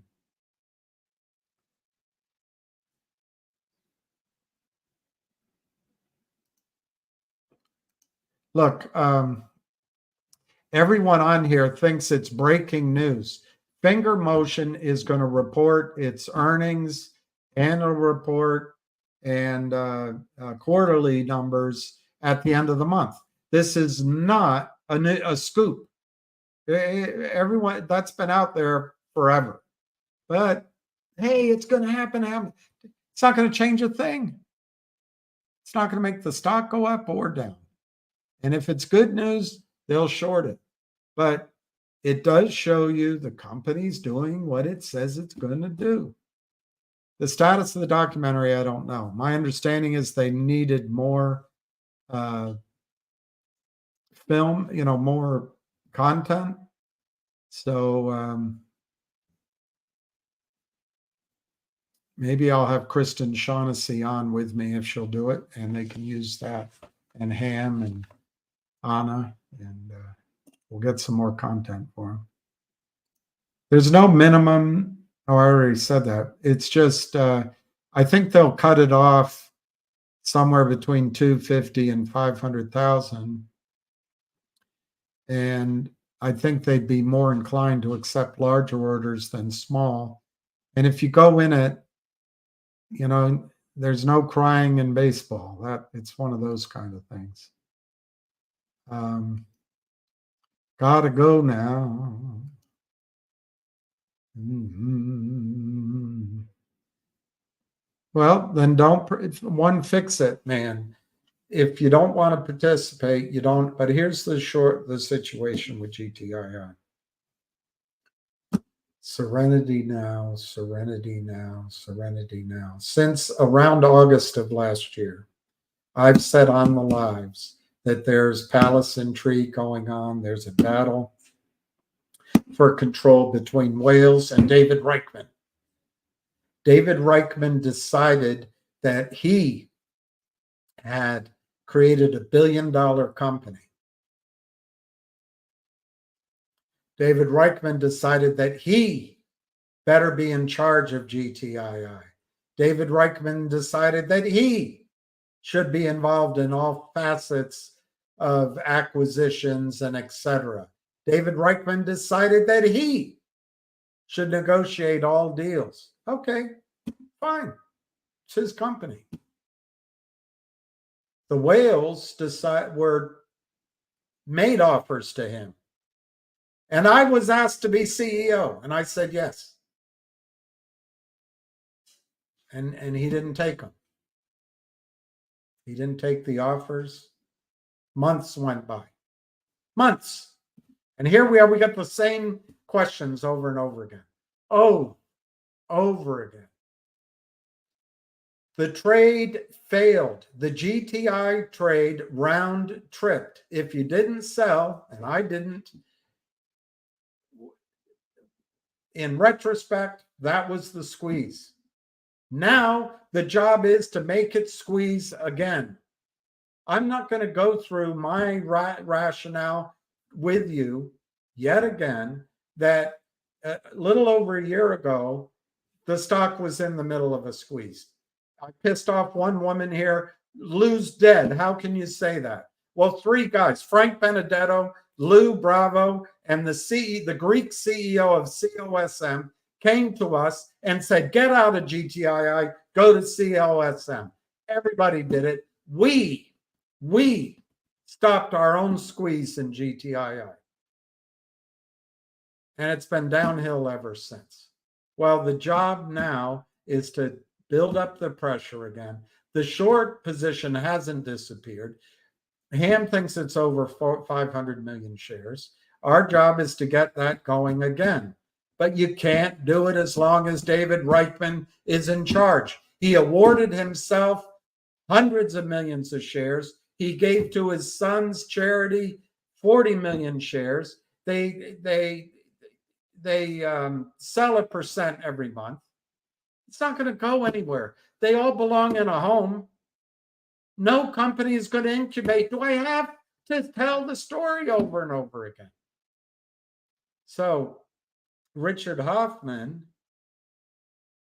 has been using his powers as an attorney and shareholder to put pressure on David Reichman to effing retire.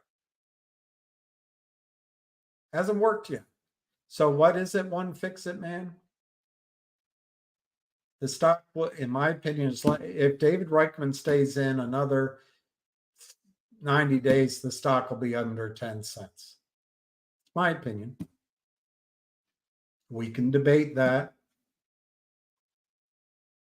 So if you want to effect the removal of David Reichman, you join in a lawsuit. But then your shares are tied up. So that's a dilemma. Let somebody else do it and just free ride.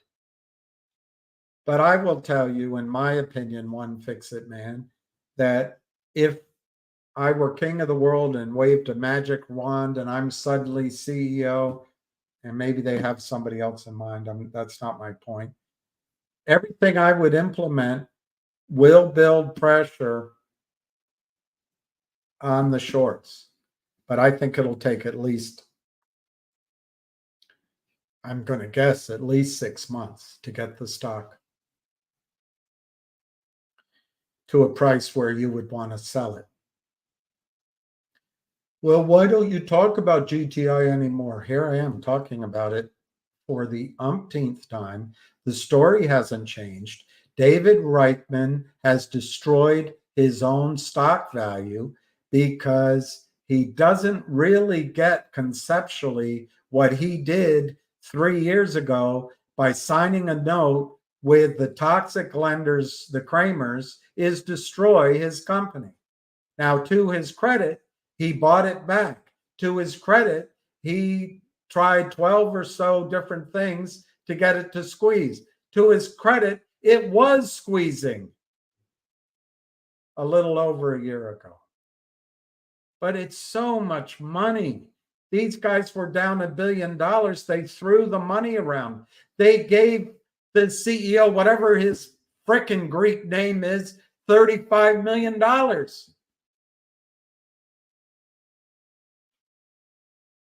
To stop the squeeze in GTII. So I think the way out is to, I'm not going to describe it in complete detail, but there's several ways of moving forward with knowledge that the shorts are out there, with knowledge of what is their kryptonite, with knowledge that we can break them and we can build a company. But as long as David Reichman's in charge, GTII is going nowhere. Now, what could prove me wrong? Alpine goes out of business. Alpine gets expelled. And they have to buy in the naked short position. What is the likelihood of that, do you think? They have GME and AMC under so much control. They give a signal to the markets that Roaring Kitty, whoever he is back. So everyone steps away as they run it. But as they run it, they suck in money, and then they do a placement on both things. The banks get rich. You know, these used to be called stock pools. These are old-fashioned stock pools. The whole reason the SEC was created was to stop stock pools. Everything new is old.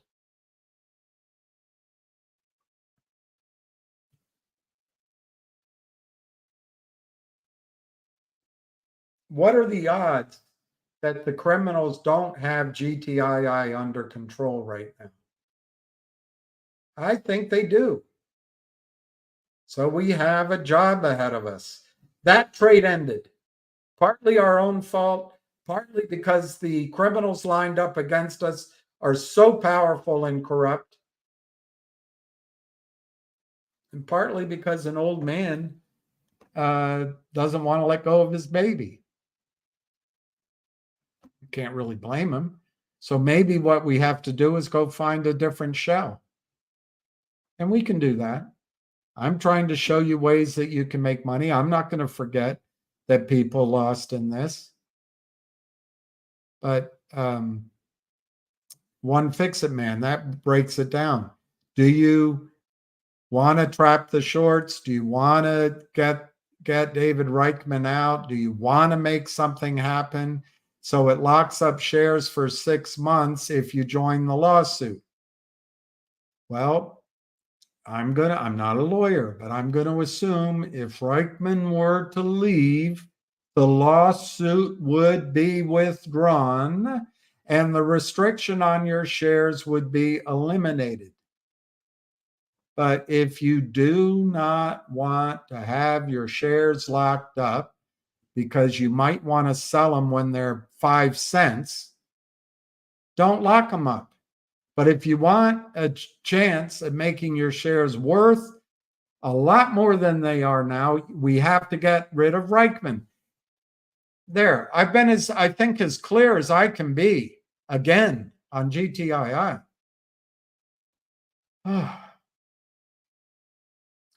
I haven't heard any news on HNRC. I listened to the CEO's interview. I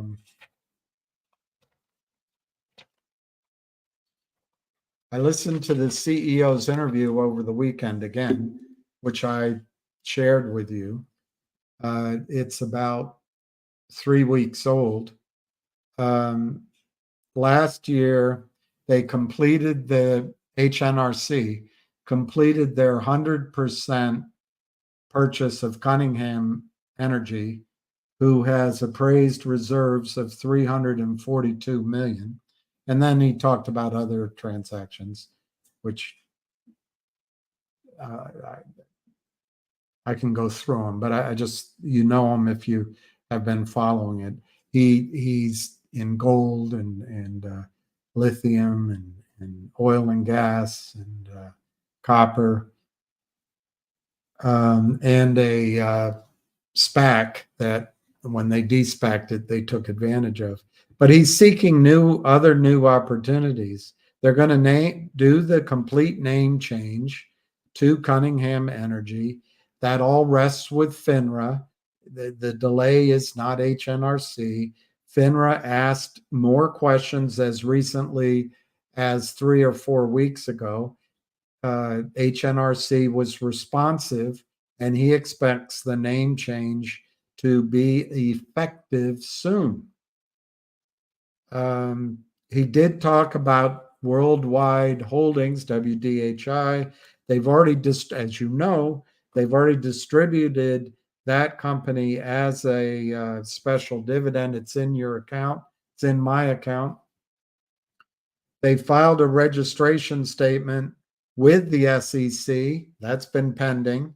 They are working with the SEC to provide all of the updated information the SEC has asked for, which includes updated financials. So what happens as things go by a calendar year, the SEC requires data for that year. So I would guess that May 15th was a big threshold, because you see some strength in the stock today, and I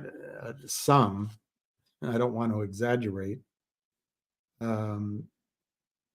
It's at 19 cents. It's bidding 19 cents. So you're seeing some strength. My guess is they've gotten these filings done.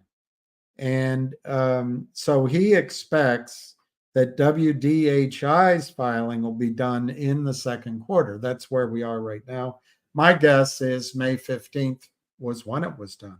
He didn't say that, though, but that's typical for most companies. They are evaluating the acquisition of a public company. In other words, a reverse merger, just like the logic trade, just like that. Maybe even the RCRT company is going through that as well.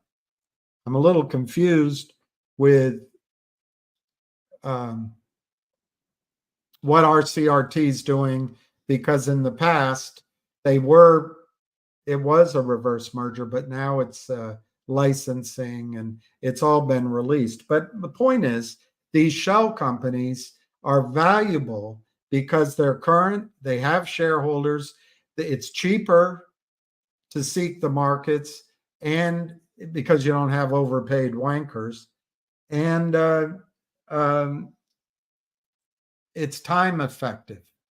So what he said is, for WDHI, they are evaluating an acquisition of a public company, which will allow WDHI to begin trading in May. So we should see that. It has nothing to do at this point with HNRC, other than HNRC owns, I can't remember, but a nice percentage. I want to say 17% of WDHI. So if WDHI were to start trading $3.50, $5 a share, it might be significant confidence building to the street that HNRA is worth more than 2 cents a share. He talked about their year-end revenue, 21 million, year-end earnings, 11.5 million. The revenue per share was 6 cents. The NAV, the net asset value per share at the end of the year for HNRA, was 42 cents. Now, I think I could reconstruct it, but I believe they issued at least 20% additional shares in January, February. So on that 42 cents, in your mind, I would reduce it by 20%, maybe reduce it by 10 cents, 12 cents, bring it down to 30 cents a share as NAV. That's 15x from here. He talked about HNRA's D-SPAC in November. He said it was worth 70 million. That was a disastrous D-SPAC under Adina Friedman's embarrassing leadership. Anyway, that was in November. What I remember is they can't do anything for 6 months, 120 days or something like that. 180, I think 6 months. But that's going to be distributed as a dividend to us. I think it's worth more than 2 cents a share. And then he did talk about other strategies he has to make distributions to shareholders. So that's where we are on HNRC. Hey, Sada Aman, I was thinking about you this weekend. Hadn't heard from you. I hope you're doing well. And it is good to see you here.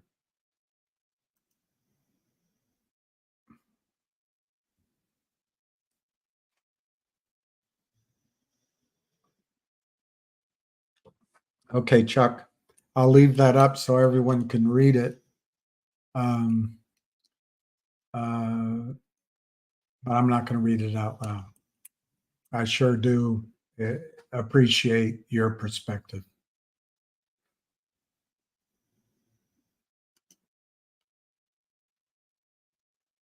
Hey, Sideshow.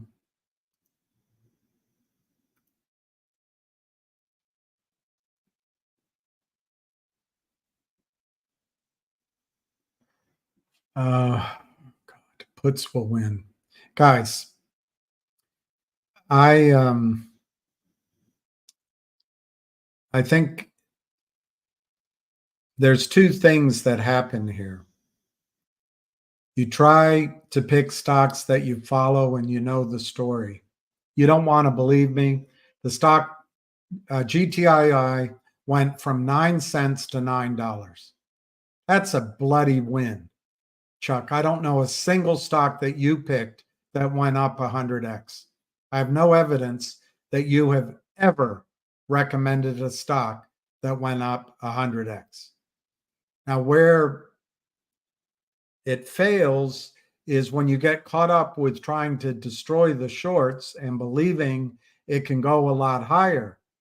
In GTII, Fidelity was paying 1,000% to borrow shares before Frank Benedetto came out and said that COSM had a 2,000% short position, which Tony from Boston pointed out wasn't correct.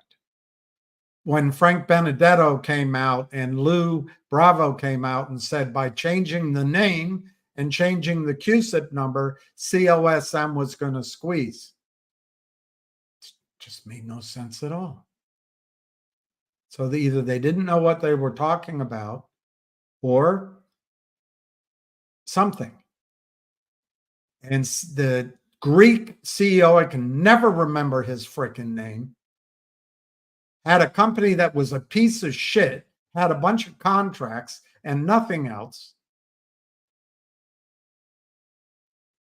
He was able to take $35 million out of our market. GTII went down, but that's Ham's fault.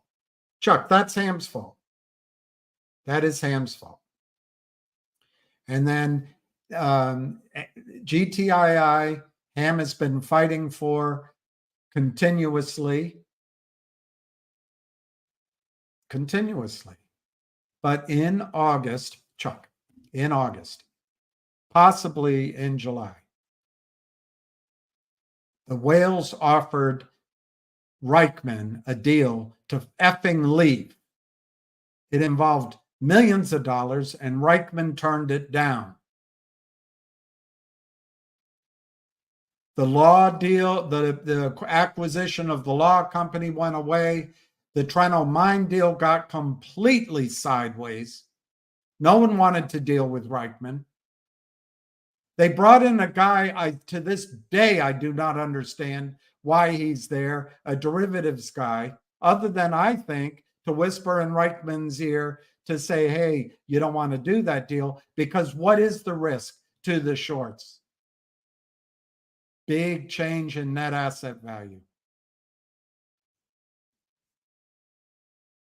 So Chuck, I'm sorry you just held on to GTII all along. Since August, I've been saying, why don't you sell?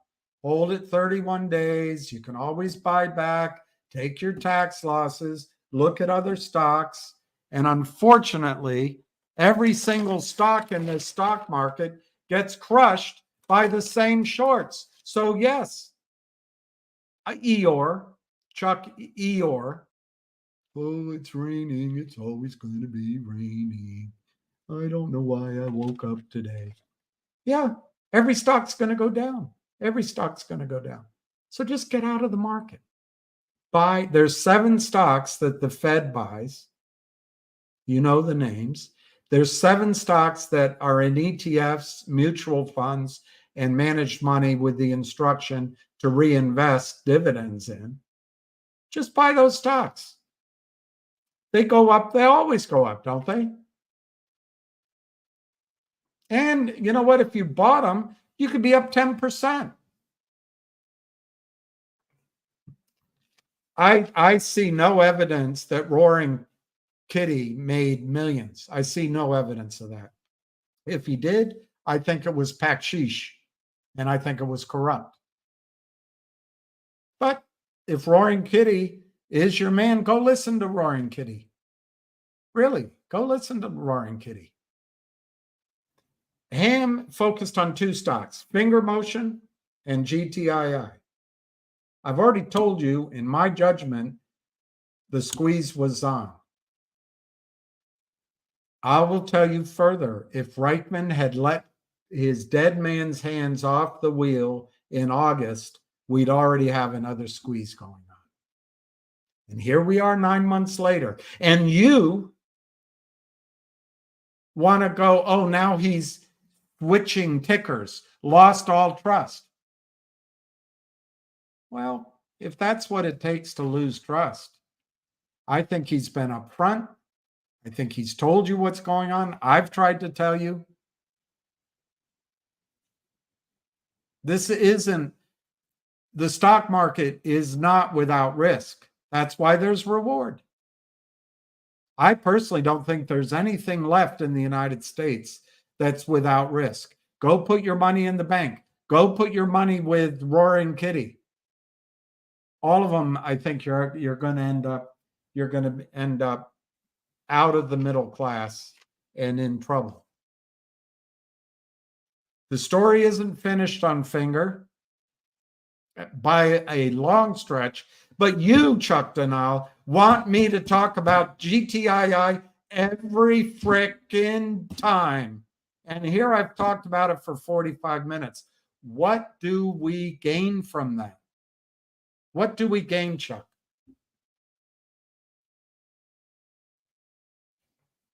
I'm waiting.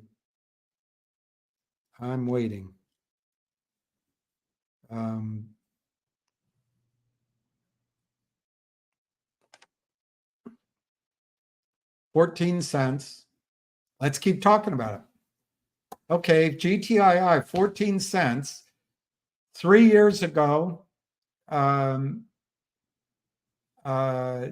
Kramers shorted 50 million shares and Reichman bought it back. The company was on our side all the way. They did a Picasso as a distribution. They tried everything. They brought in Beyond Blockchain. They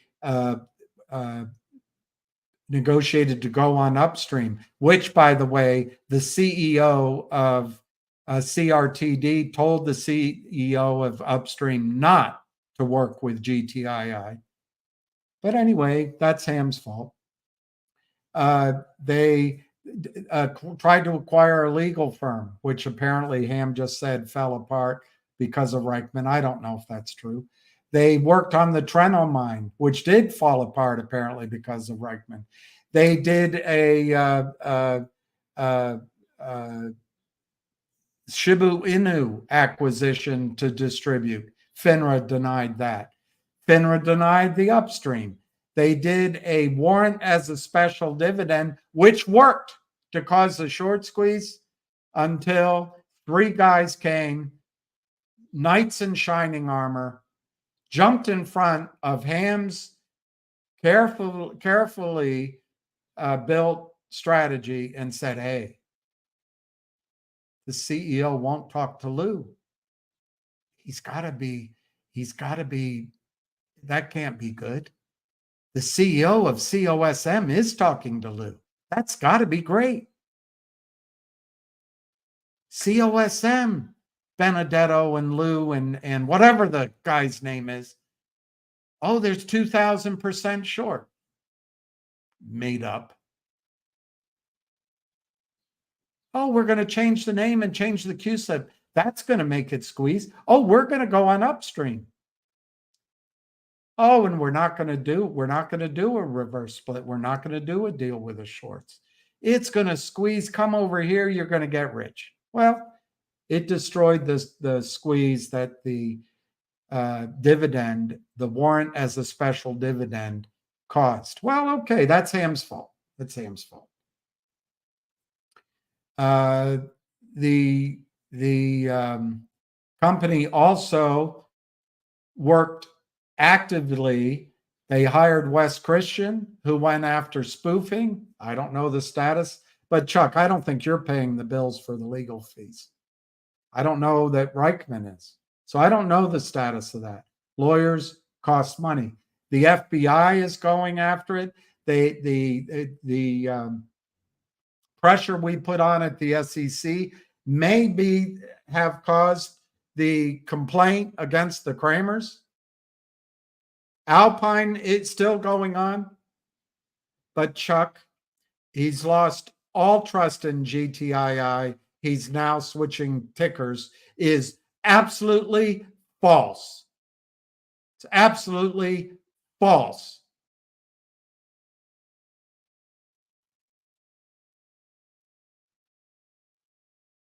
But this is about making money. Aside from coming out and saying, sell, sell, sell, I don't think I could have been any clearer many months ago, backing off from talking about GTII, telling you that I thought it was a source of funds for tax loss reasons and you could buy it back in 31 days or longer. But you don't listen. You say, oh, he's switching tickers, lost all trust. You knew the risks, Chuck. You knew the risks.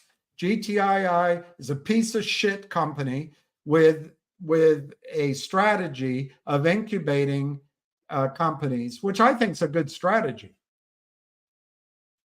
They had a healthcare company, an eyeglass company, a gold company. But now everyone's older. And there's plenty of companies out there doing the same thing.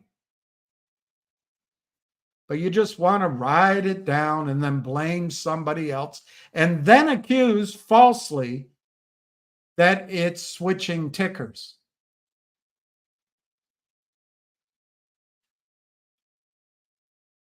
Ham has only talked about two tickers his whole time. GTII and Finger, and he hasn't moved away from it. Every now and then he gives you, Chuck, but you don't listen. Ham gives you advice on trades where you can make a lot of money. I didn't participate in them all because I'm not Rockefeller. But Ham called DJT. He called GME last week. He called GME all the way back when.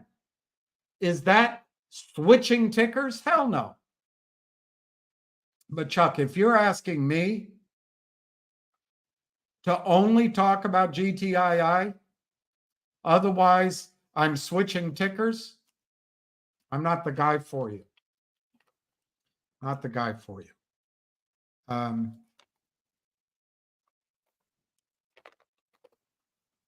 let me repeat myself, Chuck. And I'll just drive the stock down myself because you don't want me to switch tickers. I think the risk in GTII is it will go a lot lower as long as David Reichman is in charge. The shorts will continue shorting, and I think the stock can go to 7 cents. Oh, losing all trust. He's switching tickers. You're hearing what I believe.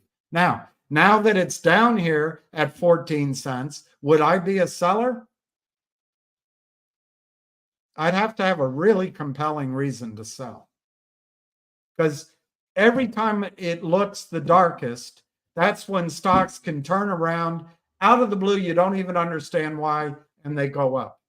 And as soon as I sell it, it's going to go up. But I see no reason, Chuck Donnell, for GTII to go up.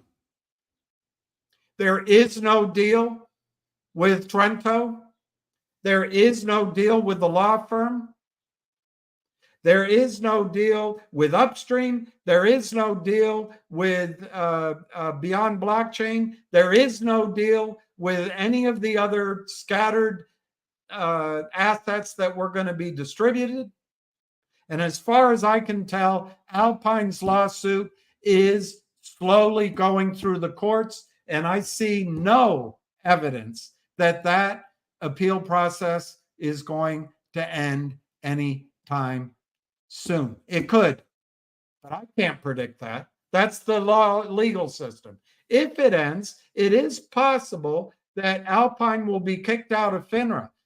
Have the Hurries moved the GTII position offshore? Maybe. I don't know. I have no idea. But it is possible when Alpine gets kicked out of FINRA that you're going to see a covering in the stock. But last August, I didn't see that coming anytime soon. I do understand that there was a end of last month, there was some sort of ruling that Alpine had to leave FINRA subject to a stay. So maybe there is something happening in the court system. I'm not a lawyer. I can't afford the Pacer system, which costs a massive amount of money just to download documents. Go look it up. That's an avenue where GTII could run back to $2. It could. But Chuck Donnell, until we get charge of the company and until David Reichman lets go, the most likely direction for GTII is flat to down. And you want me to stick with that ticker. I'll tell you what, Chuck, from now on, all of my lives will be about GTII. From now on, all of my videos, all of my lives. And you can start drifting away and go where real money's made. Call from Andy.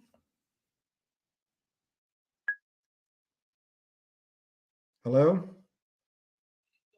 Yeah, I'm on. You're on. William, you were as a retail broker. Now, I never did this because I was an institutional broker, and all I did was execute. When you bought stocks for individuals, did they pledge those securities to do other things, whether it be a loan or whatever it may be? Did they pledge their assets in the equity market as loans to borrow money or, obviously maybe to buy other stocks with those securities, right? Well, we would have margin accounts, but you could also set up, if the guy was an insider, you could set up a contract where, let's say you had 144 stock that's coming due. I don't want to talk about 144. I'm talking about an individual. I buy 50,000 shares of IBM. I pay for it in full. It's in my account. I want to borrow money maybe they arrange a loan with a bank based on that security, whatever. No, they'd let you Can they- borrow. They'd let you borrow on margin. You write a check against it up to 50%. They Imagine could. people buying. Think about all the counterfeit shares are out there in these companies, and people are borrowing money off of it. That's like a whole nother business in here. That's true. I've been saying that for a while, that Wall Street loves this because it expands assets for doing no work. They can lend That's against it. exactly- They can that's make exactly- commissions. They can trade it. They do no work, but the leverage is so massive that Right. the market can come down in a flash. So let me ask you, did Roaring Kitty make millions? I have no idea. He said he did. I don't know. Well, Chuck Denal says that Roaring Kitty made millions. If Ham stood by his picks, he'd be down 300%. And he says that Ham has no clue, Chuck Denal says. Okay. I don't know what I'm talking about. No big deal. Yeah, exactly. I just picked DJT at $22. It went to 60. I know. I That was was pretty telling good. him that. You gave I him just a told trade. everybody to short. I just told everyone to go get out of GME and AMC. If I was smart, I short them, right? But I'm not a short seller. I don't do that. Ham I is a don't believe in scam artist, period. Fuck you, Chuck Denal. You're blocked. that. Tell You are Chucky blocked. boy, meet me at the FBI and let's go in and talk to them. Yeah, You don't know, Mike. Chuck Denal, come down to the SEC. I've been in front of it 14, actually more like 20 times. Come down. We'll go in together. You won't By the know. way, Lots Chuck, of people- thanks for being on my channel, and you're gone. That's it. William, I keep telling you that. You call Ham a scam artist? Fuck you. Okay, but that's okay. Call me anything you like. No one, I walk the halls of Congress with William. Scam artists don't go to see the FBI, the Secret Service. I've exposed naked short selling that everybody knows about it, and it's a problem. They're changing rules. The president of the United States, Donald Trump, his company's under attack. What am I a scam artist about? That people are defrauding people? He's a Jeffrey Lynn fucking asswipe. He's tied to a short seller, and that's what they try to do. I'm not backing down, so I don't really care what he has to say. Anyway, I wasn't calling to get aggravated. I was calling to tell you the asset that they're multiplying the assets and people borrowing money off of those assets. Like you said, Wall Street likes to expand it. And I think that's true. I totally think what's going Hey, on. listen, don't get involved. I'll speak to you later, William. I just wanted to All get right. that thought out there. It's amazing. I mean, you're saying how big that by counterfeiting shares, people are borrowing money against collateral that doesn't exist. shares, that doesn't exist. Yeah. What a pyramid scheme they created. It is the And Ponzi today- scheme of all Ponzi schemes. And today, my client, Ivan Boesky, passed away. He was one of my clients. Today? He died 87 years old. Now, Ivan Boesky lived on the edge and obviously did a lot of insider trading. But what these guys are doing made Ivan Boesky seem like an altar boy compared to what these guys do. Ken Griffin stole $45 billion, and the best part about it, William, is the regulators are on Ken Griffin's side. I know. Think about how crazy that is. All right, listen, I have to run. I'll speak to you later. Thank you very much. Bye. Thank you, Christopher. You're right as always.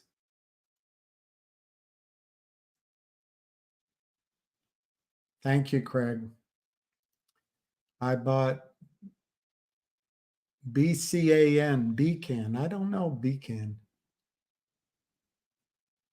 Do you know what's wrong with the pelican?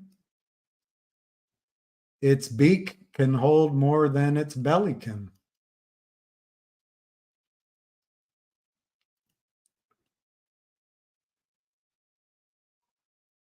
Yeah, I think Not Legal Advice is doing a great job.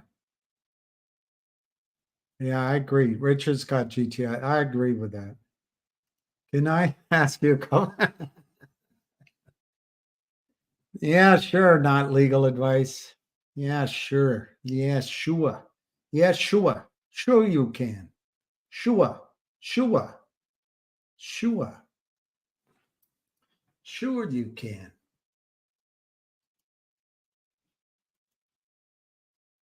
Chuck the schmuck.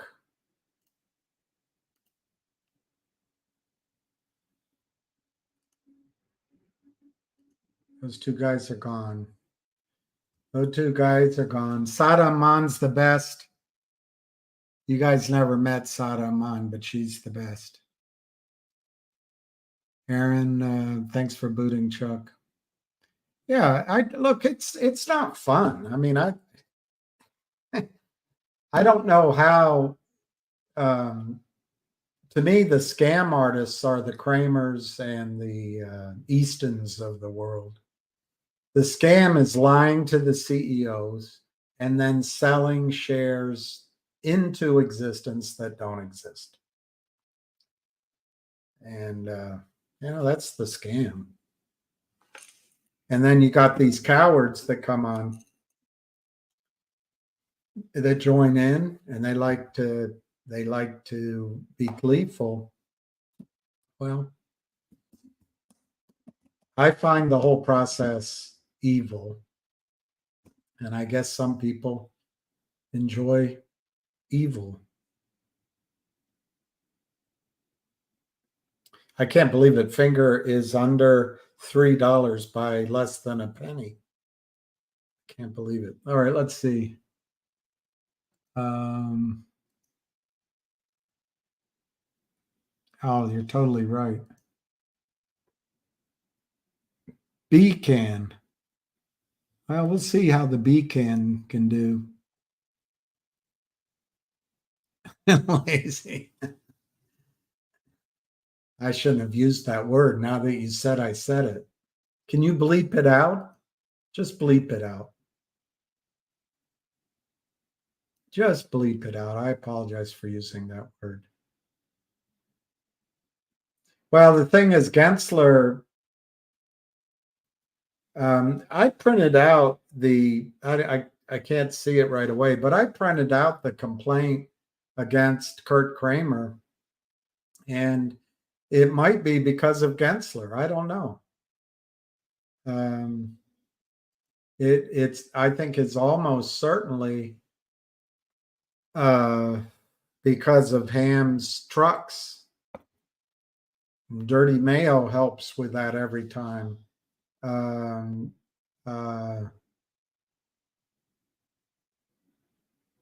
In front of the SEC. Logic, I think let's look at the price of Logic. I think what's happening with Logic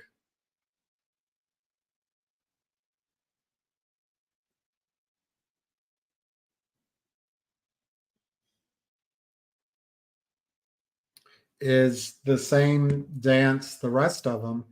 They have to, because the DSPAC was it also November? I can't remember now. October, November. I can't remember now. It wasn't December. Maybe it was December. Whatever. The DSPAC organized by Aubrey Advisors failed so miserably, I guess because Aubrey Advisors was caught unaware, because they're all good guys. They've done over 100 of them. So nobody at Aubrey Advisors thought, hey, we're raising $5 million to get the deal done. Why don't we raise $7.5 million? Pick a number, $7.5 million, so that CAUD has enough money to remain strong, and Logic has enough money to complete its reverse merger. But Aubrey Advisors, after doing 100 SPAC sponsorships, didn't think of that. I mean, they're a bunch of amateurs, and it didn't occur to them that they could have two companies orphaned for capital And that would be a risk because the $5 million they raised with Polar went to lawyers and to pay for financial advice. $5 million went to the financial types and the lawyers. They left no cash for Logic or for CAUD. So, I mean, Aubrey Advisors, they got big, nice offices in New York and elsewhere, and they're big shots. They got 2 seats on the board of CAUD. They're good guys. They know what they're doing. Their CVs are excellent. But somewhere they didn't think, we should make sure that CAUD has enough money and Logic has enough money. Let's just take care of the lawyers and let's take care of the financial types. So they went with that. Well, as predictable as, a waitress or a house painter or a truck driver or a farmer or people that do real business could have predicted. The companies didn't have any capital. So what's the best strategy for the criminal shorts? Short it. And then when they need to raise capital, it's at low prices. It brings doubt. It stretches everything out. So CAUD opened at $38. I mean, it opened lower, went to 38.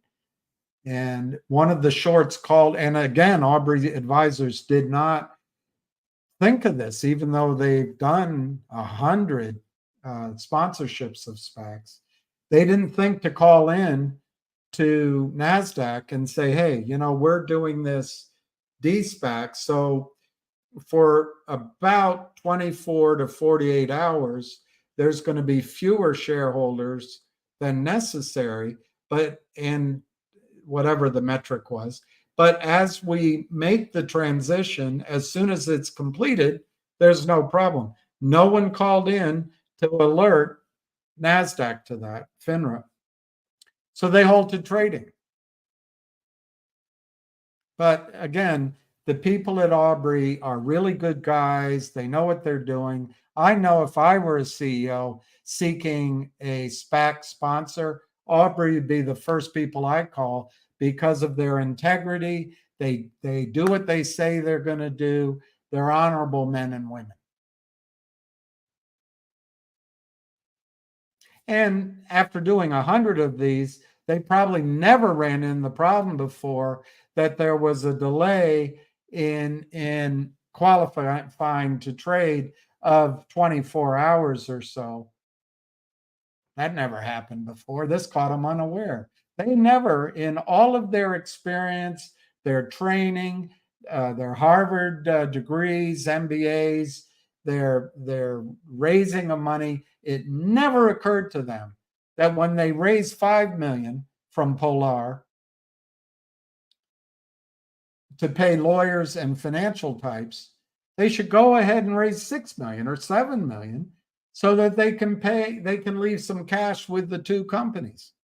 But these are honorable men. So are they all honorable men. So anyway, when the de-SPAC just turned into complete disaster, it went from $38. It's not, the CAUD is now under $1. Logic got swept in the backwash of that, and Logic didn't have any money to effect its reverse merger. But the reverse mergers haven't gone away, Donald. The companies are still keenly interested in reverse mergering. But what has to happen with Logic, just like any of these other companies, after the clock turns on midnight of December 31st, 2023, in order to stay current with their financials, they have to file the annual report for 2023. And now that we're through the first quarter, they have to also file the first quarter, which typically gets done 45 days after the end of the first quarter, which is May 15th, approximately. So Brent on calls here, Brent, the CEO, and in news releases made it clear over a year ago that there was a $250 million reverse merger called Privco lined up for Logic. They let that one expire because they had a better deal. Otherwise, you do that deal. On these calls, Brent made it clear that because the IPO market had essentially gone fallow, there was a high degree of demand for a clean shell. A shell is a company, just like Apple is a company, but a shell doesn't really have any business in it. It has shareholders, it has probably a minimum amount of management and board of directors, as minimum as possible, and it's current in its filings. It's clean. Therefore, a company can step into the shell, and all of a sudden, the company takes over that shell, renames it, and is floating on the NASDAQ, which I don't recommend under Adina Friedman, or on the New York Stock Exchange, or wherever, without having to go through overpaid wankers, without having to go with the good guys at Aubrey Advisors. Really good guys. Really good guys. They keep their word. They know what they're doing. They're the kind of people you want to work with.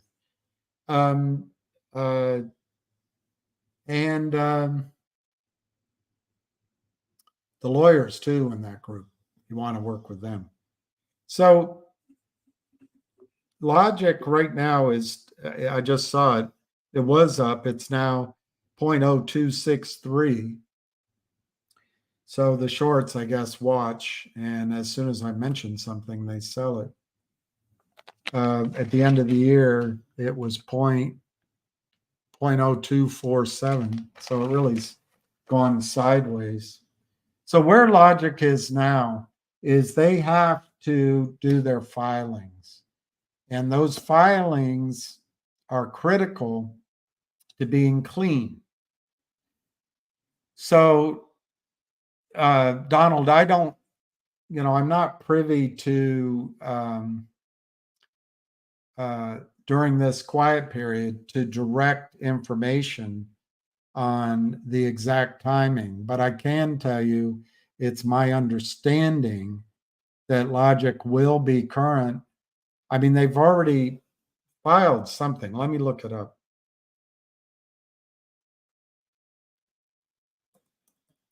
Sorry, there's so many to keep track of.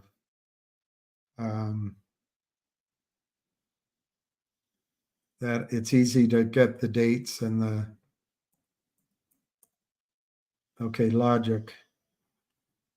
Yeah, on May 3rd, they did file their annual report, the 10K, for 2023. So what's left to do is the first quarter. So they're all current on that, which is great news. That's clean. They've got to do the first quarter. And remember, whoever's shorting the stock now, and maybe it's legitimate selling.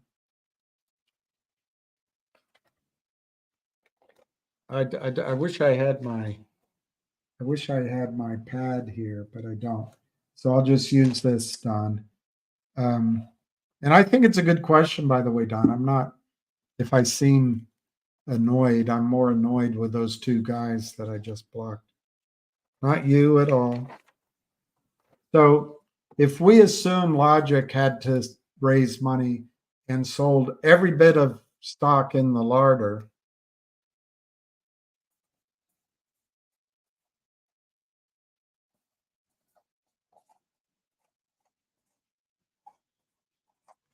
it'll be 250 million shares of Logic. I don't know the number, but let's say it's 250 million. Then the companies that came to Logic and said, we want to reverse into you,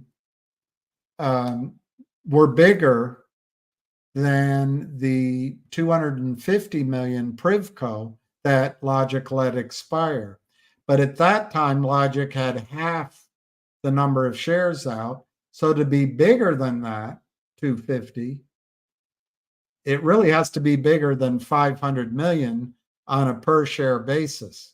Remember, the magic of the criminals that everyone enjoys is they destroy the value of anything on a per share basis. So if you follow my logic let the $250 million reverse merger candidate go because they had a better deal, but there were half as many shares outstanding at that time as to when the stock was in the de-SPAC area. So on the calls, Brent has said that the companies that came to Logic to reverse merge in range from 600 million to as high as 800 million. I believe he even said one was $1 billion. But let's just use 500 million. 500 million.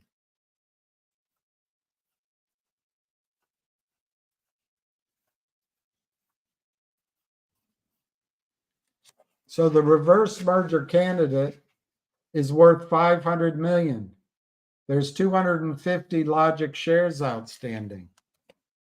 Now, much like what GTII used to do, much like what a lot of incubators do, these SPAC sponsors do, when you do a reverse merger, you're providing a service to the company so you can negotiate 10, 12.5%, 15%, maybe more of the new co for current shareholders. Let's use 10%.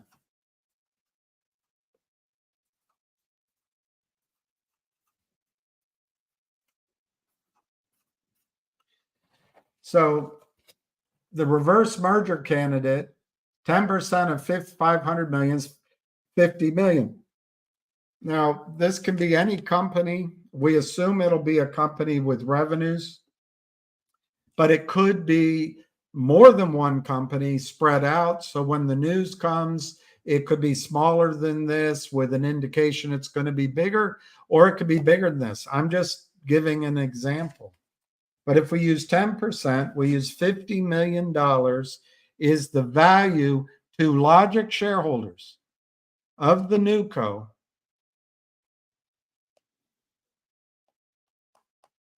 $50 million divided by 250 million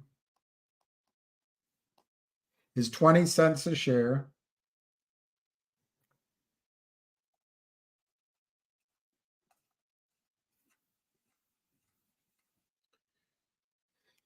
And Donald, Logic doesn't need to issue any more shares. Logic doesn't need to go to Jeff Easton or Kurt Kramer. Logic is done. What Logic will do is also a reverse split, which was announced.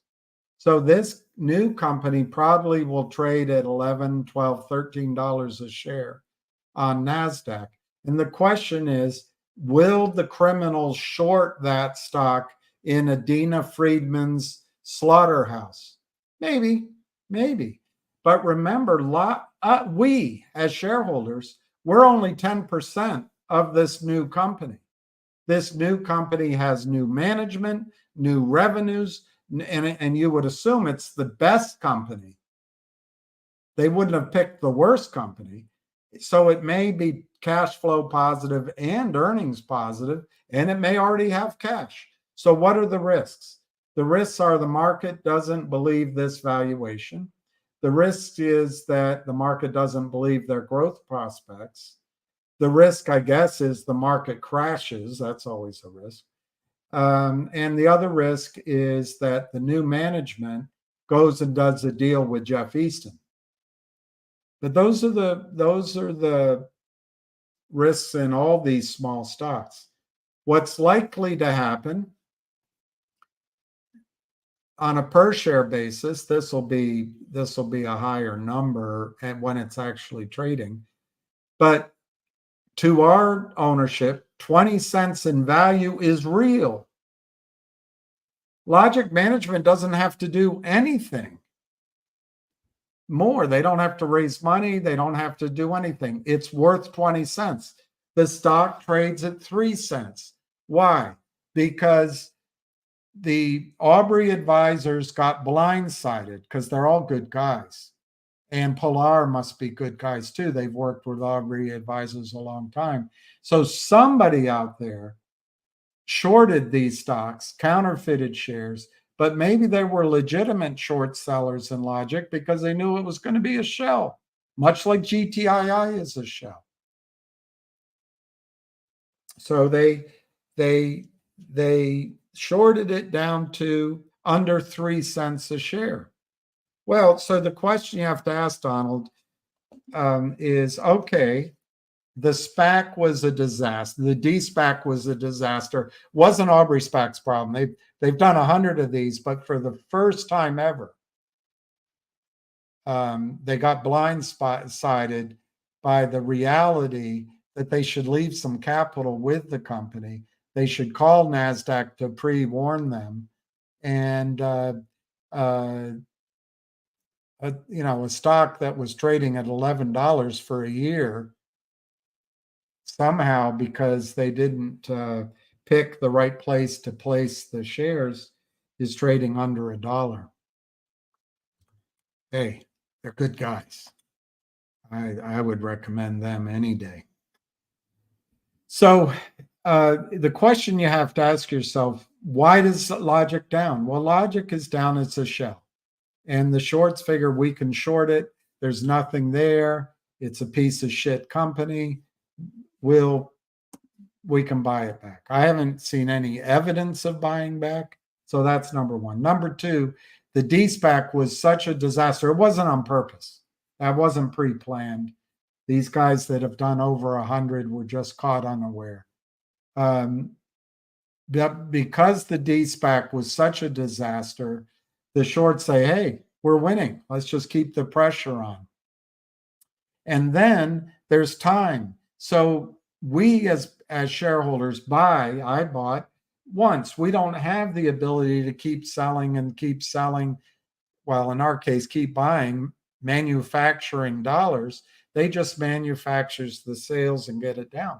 They know time is going to go by before the financial the filings can be done. Well, I just showed you, Logic has already filed its 2023 numbers.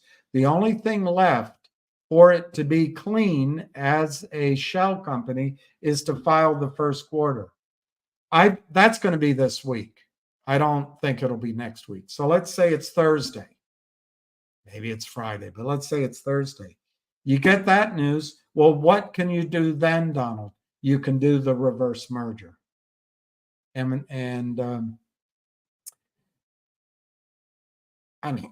I suppose they could wait longer, but if they wait longer, then they have to come up with the money to do the second quarter numbers. The most likely thing is the reverse merger announcement would come so quickly after the filing of the first quarter numbers as to be almost immediately, maybe the following week. So then, Donald, the question is, what do the shorts do? They have a stock that comes out of the gate worth 20 cents or more. Do they short it down and just keep the pressure shorting it down? It no longer is Logic. Let's call it Kinko's. I don't know. Call it Kinko's.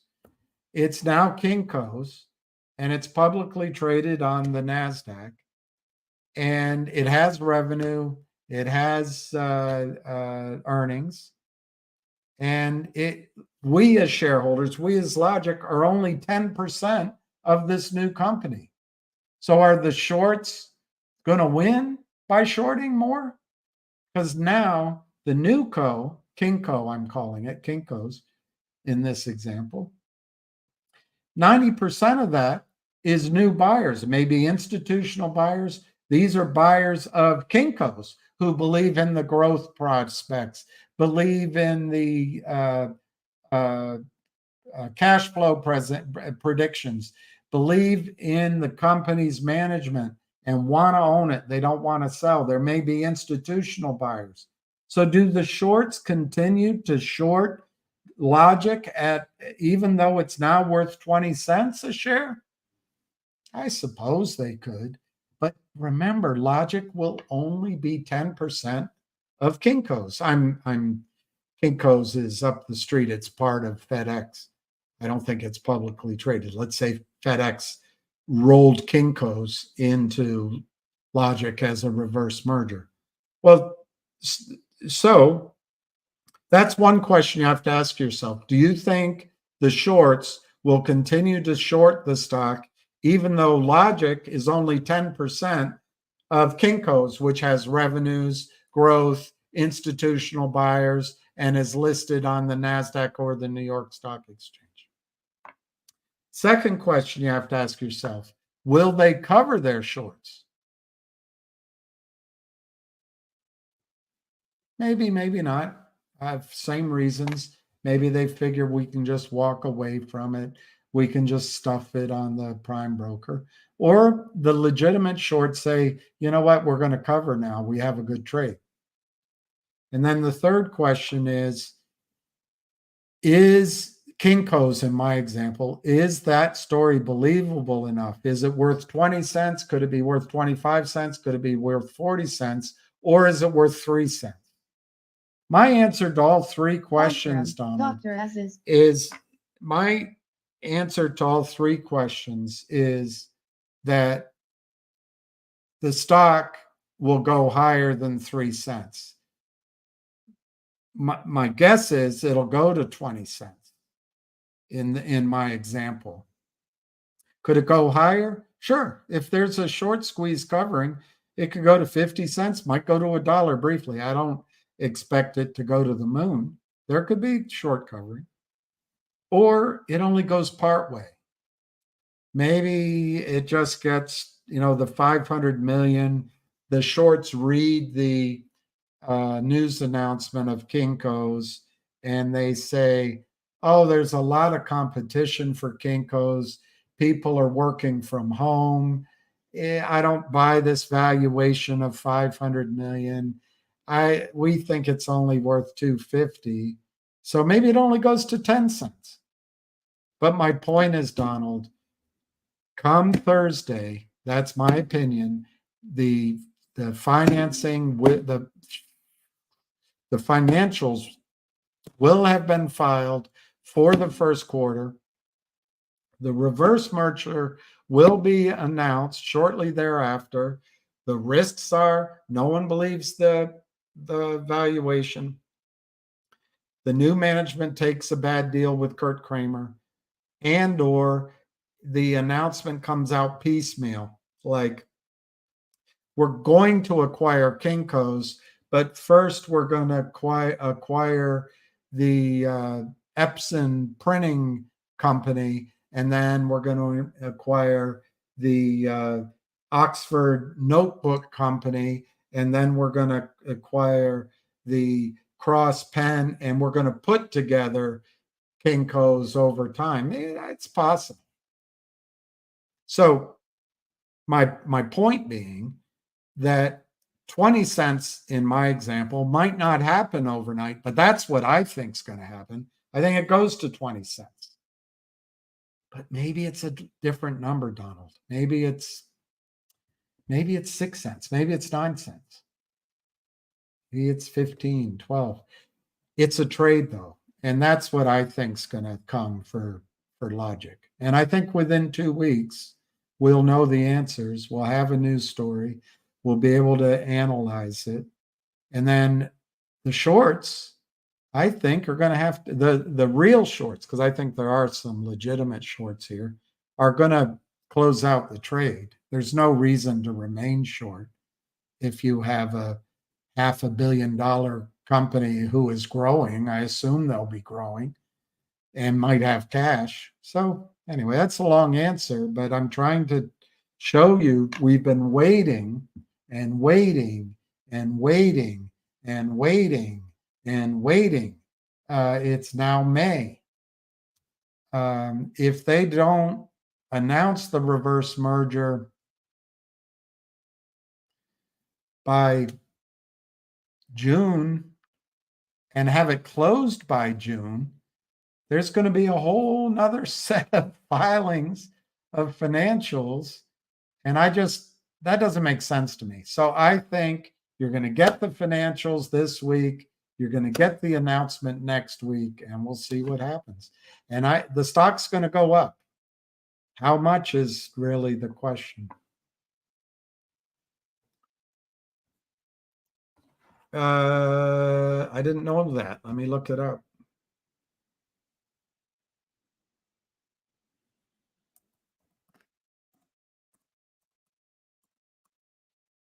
I did not know that.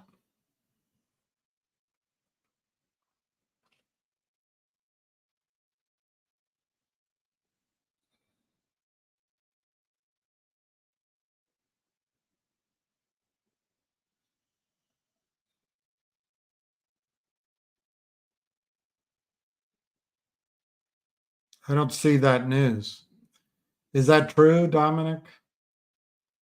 I don't see that in the news. Deutsche Bank is not a very strong bank. It used to be. Let me just type in Deutsche Bank.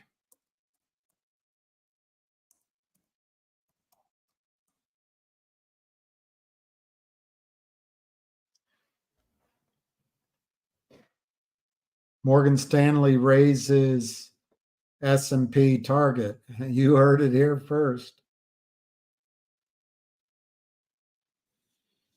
Deutsche Bank provides KSL Partners $185 million for refi of Miami hotel.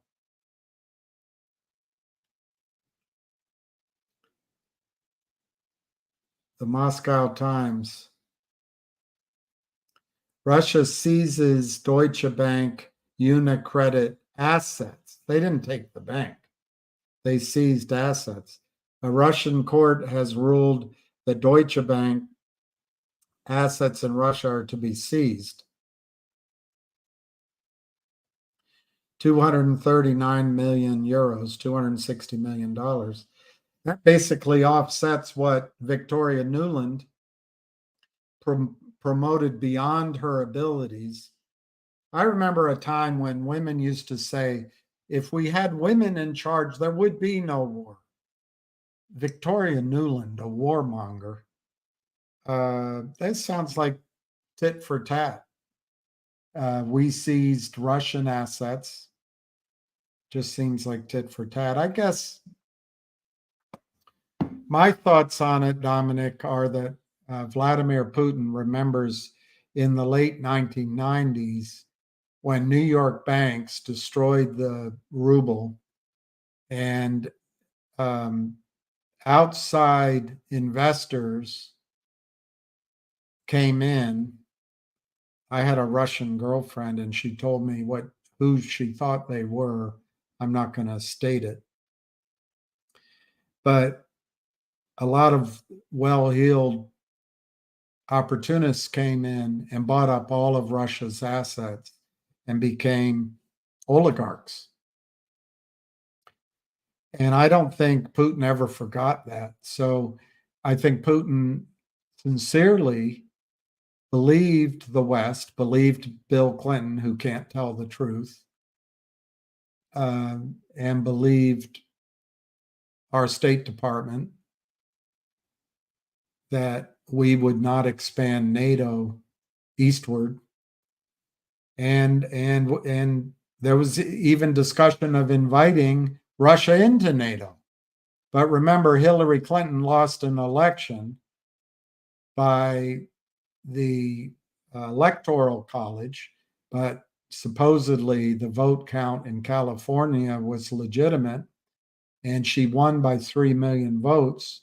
So now there's a flood of migrants coming in to change state electoral values permanently. But she lost. There was a Steele dossier, which she paid for, which was later found to be fraudulent. But it was Russia, Russia, Russia, Russia, Russia, because she lost. So we have decided to make an enemy of the only other country who could destroy the world many times over with its arsenal. China's getting there. But, you have these women in charge who, as they grew up, never got smacked in the face by their arrogance. When you're a man growing up and you start mouthing off and start a fight, you get punched in the nose. Next time you start a fight, you think about it before you do it. But these are these entitled, overeducated, not so smart women who are picking a fight with Russia. And of course, you can blame it also on the simp at the State Department. I forget his name right now. No talent at all. Begins with a K or something. But here we go. We're going to have a war with Russia. So anyway, I think that's what this is. We're back to a Cold War with Russia. We are stealing their money here, about that same amount. It's tit for tat. It's just like the Soviet Union. We would arrest 3 of their spies. They would arrest 3 Americans. It's the same thing. We're in a Cold War. We're closer to World War III than any time in our history, all because Hillary Clinton lost. It's time to wake up. It's time to wake up. Our country can no longer have the luxury of hating on Trump, hating on Hillary. It's this or that, while we chase whatever fantasy that we're going after. Magical thinking. We're going down. And the rest of the world's not listening to us anymore. They're just not listening to us anymore. I was in the Middle East with one of the senior ministers of Jordan. I'm trying to remember. I don't think it was Treasury. I think it was anyway, he's high up, close to the king. And we were out on this windswept terrace in Dubai, a bunch of people drinking, having a discussion. And this is a while ago, I was asking what they thought about the United States and, some mistake we were doing then. And what shocked me, the answer that came back, they said, we don't really care anymore. We don't even listen to the United States anymore. So it's not very good. Anyway, I think it's tit for tat. I think Putin remembers the destruction of the ruble, and I think Putin's working from a power position. We are not. And I think our dollar's going down. If I could invest in the ruble, I probably would.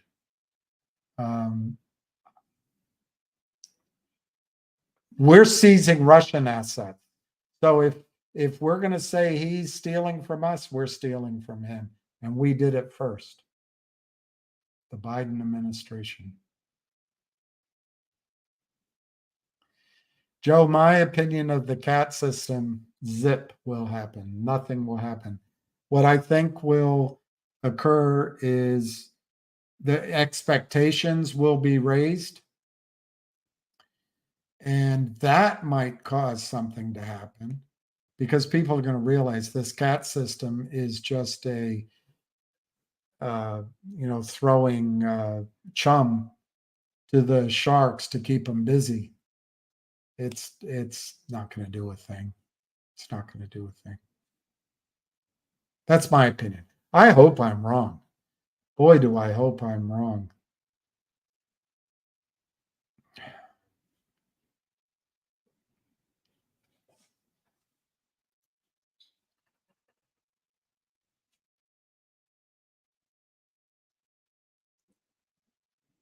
Well, Petaboo, I think you're right, as long as there's a plus. But even if it was same day, if it were same day settlement, they'd still lie about it, right?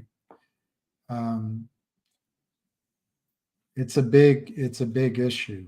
So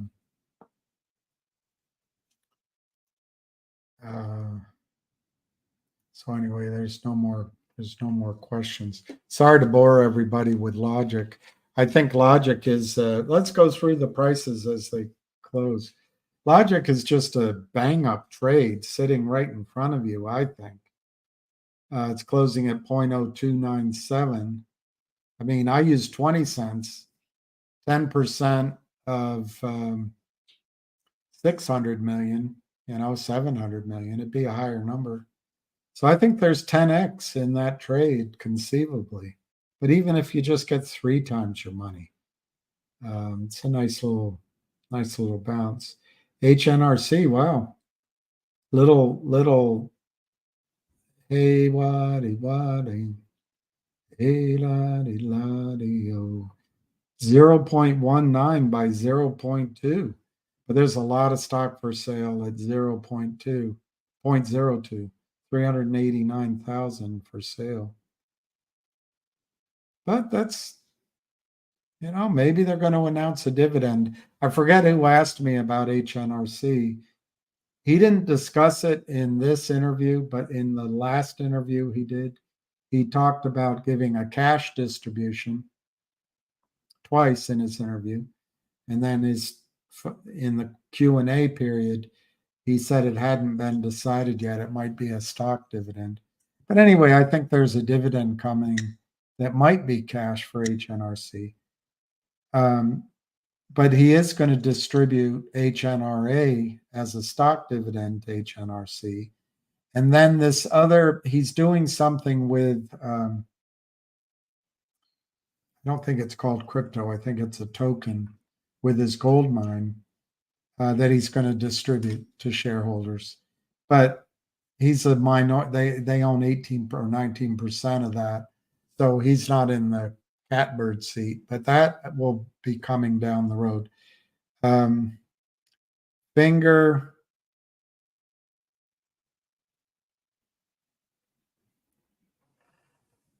$3.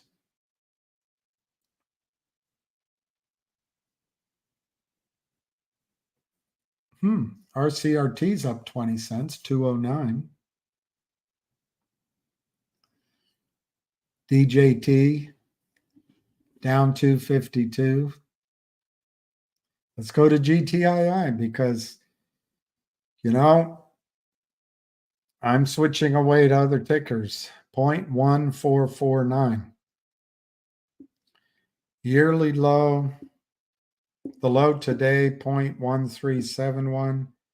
Yearly low, 0.12. And maybe if we all bought 100 shares, it would go up. I'm being facetious. It is getting in a range where I would think accumulation makes some sense. It's hard to borrow. So, you could always, just when you give up, just when things are dark, it can run. And it has before. And then let's see where Logic closed. 0.0297. So sorry, Donald, sorry that's frustrating. I'm in Logic too, and it's frustrating that it's taken this long. There's no reason that de-SPAC had to go that way. That's either sheer incompetence on a group called Aubrey Advisors who sponsored over 100 SPACs, or they just got caught unaware. But I think we're on the verge of Logic going up. I'm really intrigued by, after hours, they have it down. Very intriguing. The volume's low, though, on RCRT. All right, so there's no more comments, so I assume I probably upset everybody, and I apologize for that. Thank you, Sada Aman, for coming. And, here's Rosa Fleur. Rosa Fleur.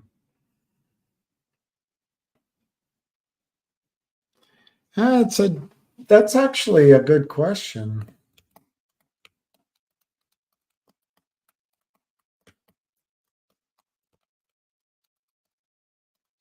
I would say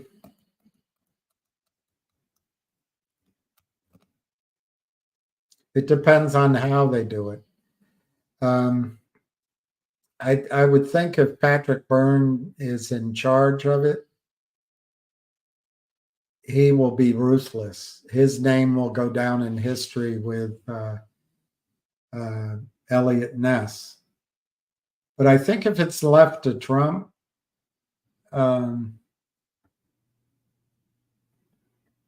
Trump might get compromised, not maybe intentionally, but there's so many rhinos around him. Trump's hands are going to be full with Israel. And unfortunately, all three candidates have the exact same policy. Biden, Trump, and RFK. They have identical policies.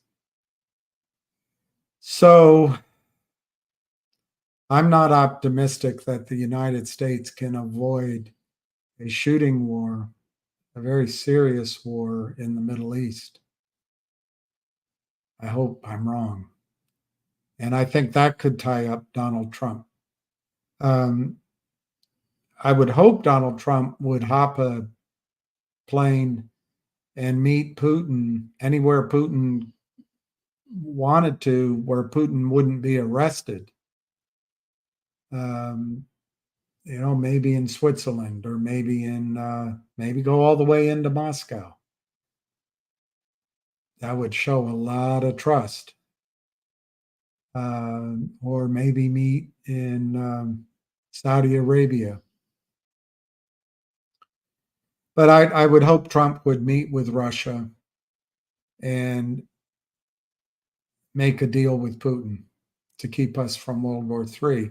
That'll be on his mind more than the financial markets. And then I think he's also going to have his hands full with inflation, with the debt. I don't think it's going to matter who's president. I think our debt's going to go to 100 trillion. We're at 35 trillion now. I bet within the next 4 years, next 2 years, we're at 100 trillion. And so he's going to have big issues with inflation. I don't know. But if Patrick Byrne is put in charge, there's a good chance it'll get done. But Rosa, it'll take down our entire financial system if they do it all at once.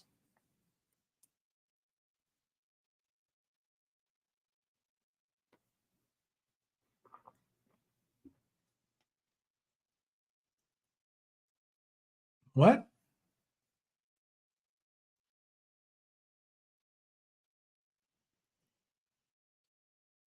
I don't know what that means. You left out a zero. You left out a zero. Yeah. Closed in the green. My answer will be no, it won't explode right away. Not right away. Rosa, the only way forward with GTII is to get rid of Reichman. I know how I would do it with everybody else when I say I. The reason I say I so much on it is I know I would not do a financing or enter any trap, and I would be ruthless in terms of having anybody involved that could help the shorts. So it'd be a very narrow group of people.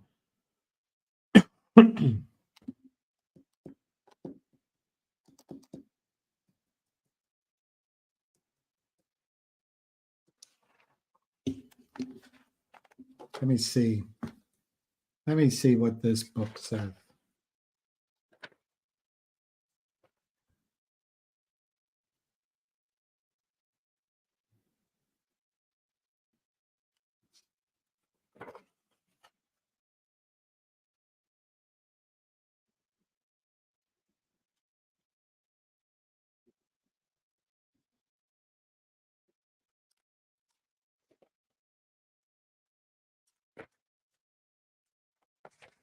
How long is this?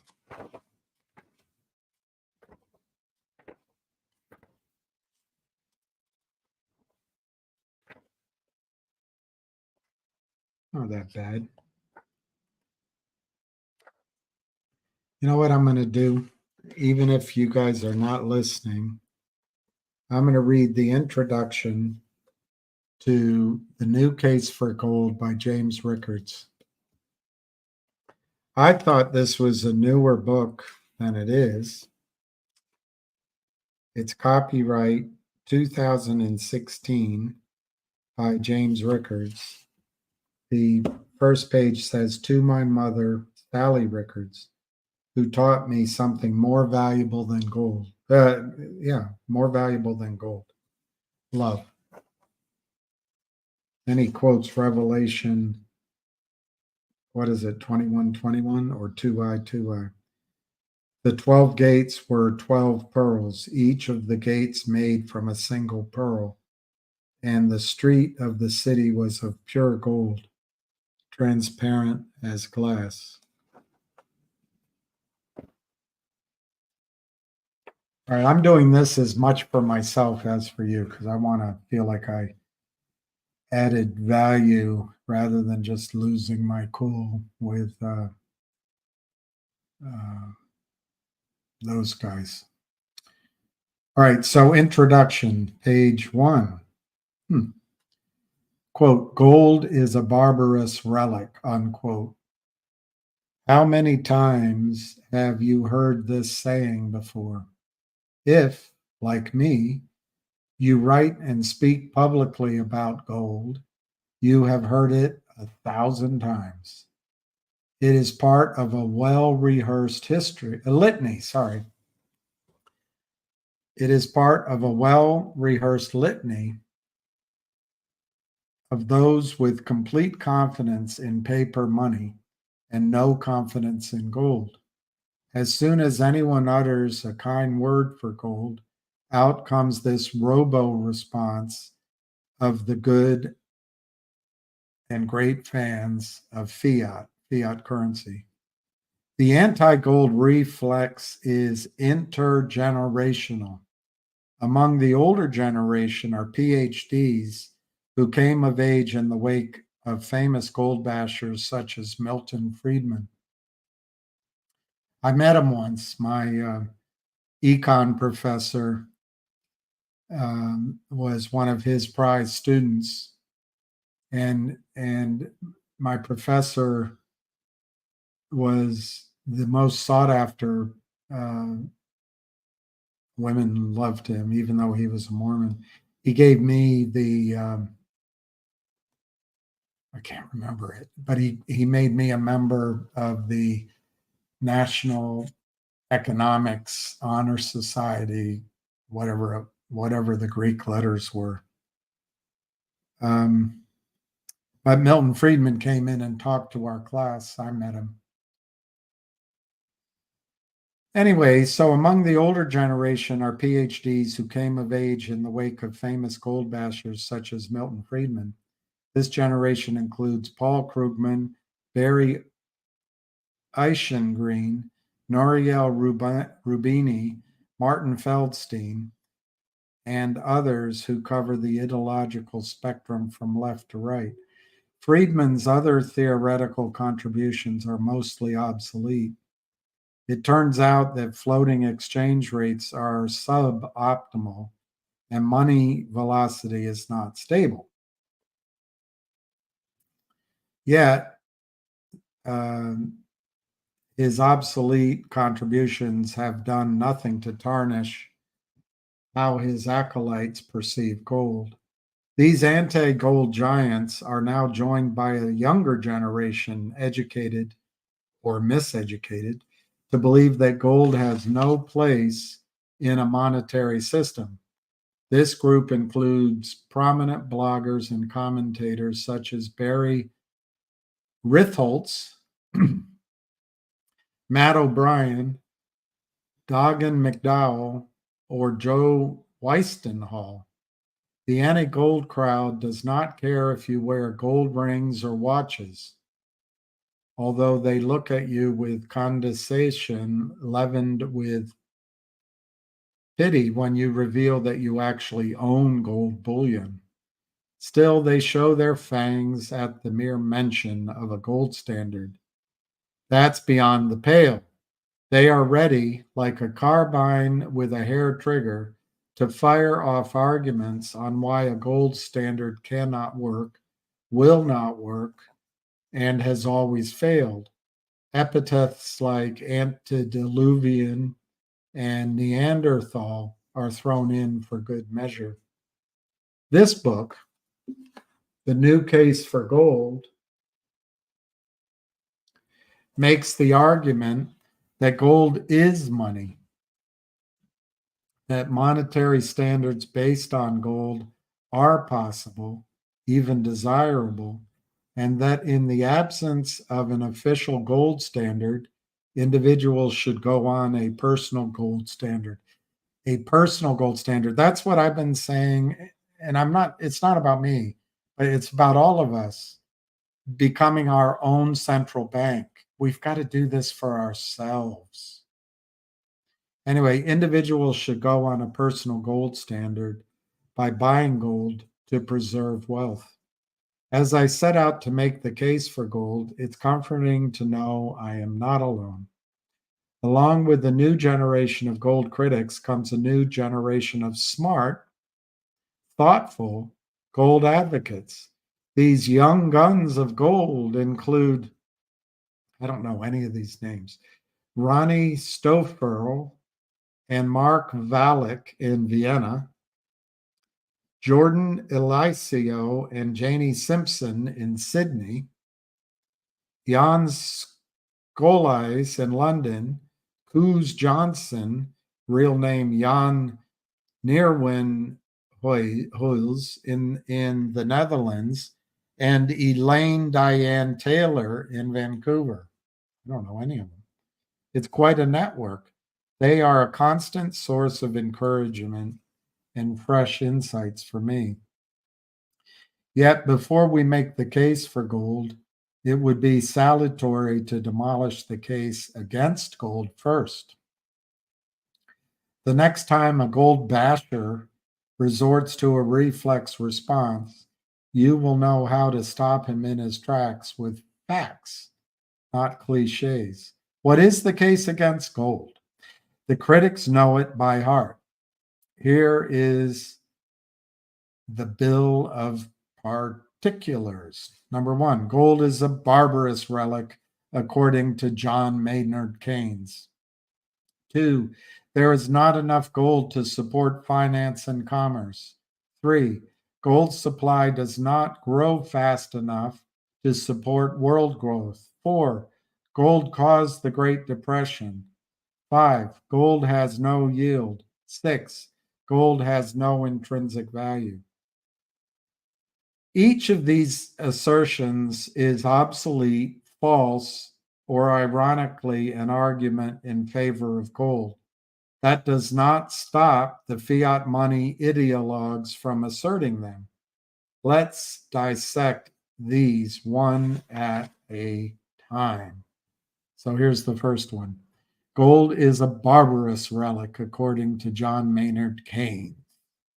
This is an easy one to rebuke. Keynes never said it. What he did say was more interesting. In his book, Monetary Reform, 1924, 100 years ago, Keynes wrote, quote, "In truth, the gold standard is already a barbarous relic," unquote. Keynes was not discussing gold, but rather a gold standard. And in the 1924 context, he was right. The notoriously flawed gold exchange standard that prevailed in various forms from 1922 to 1939 should never have been adopted and should have been abandoned long before it died with the outbreak of the Second World War. Keynes was, above all, a pragmatist. In July of 1914, at the start of the First World War, Keynes was the most persuasive voice for remaining on the classical gold standard that had prevailed since 1870. Most countries entering the war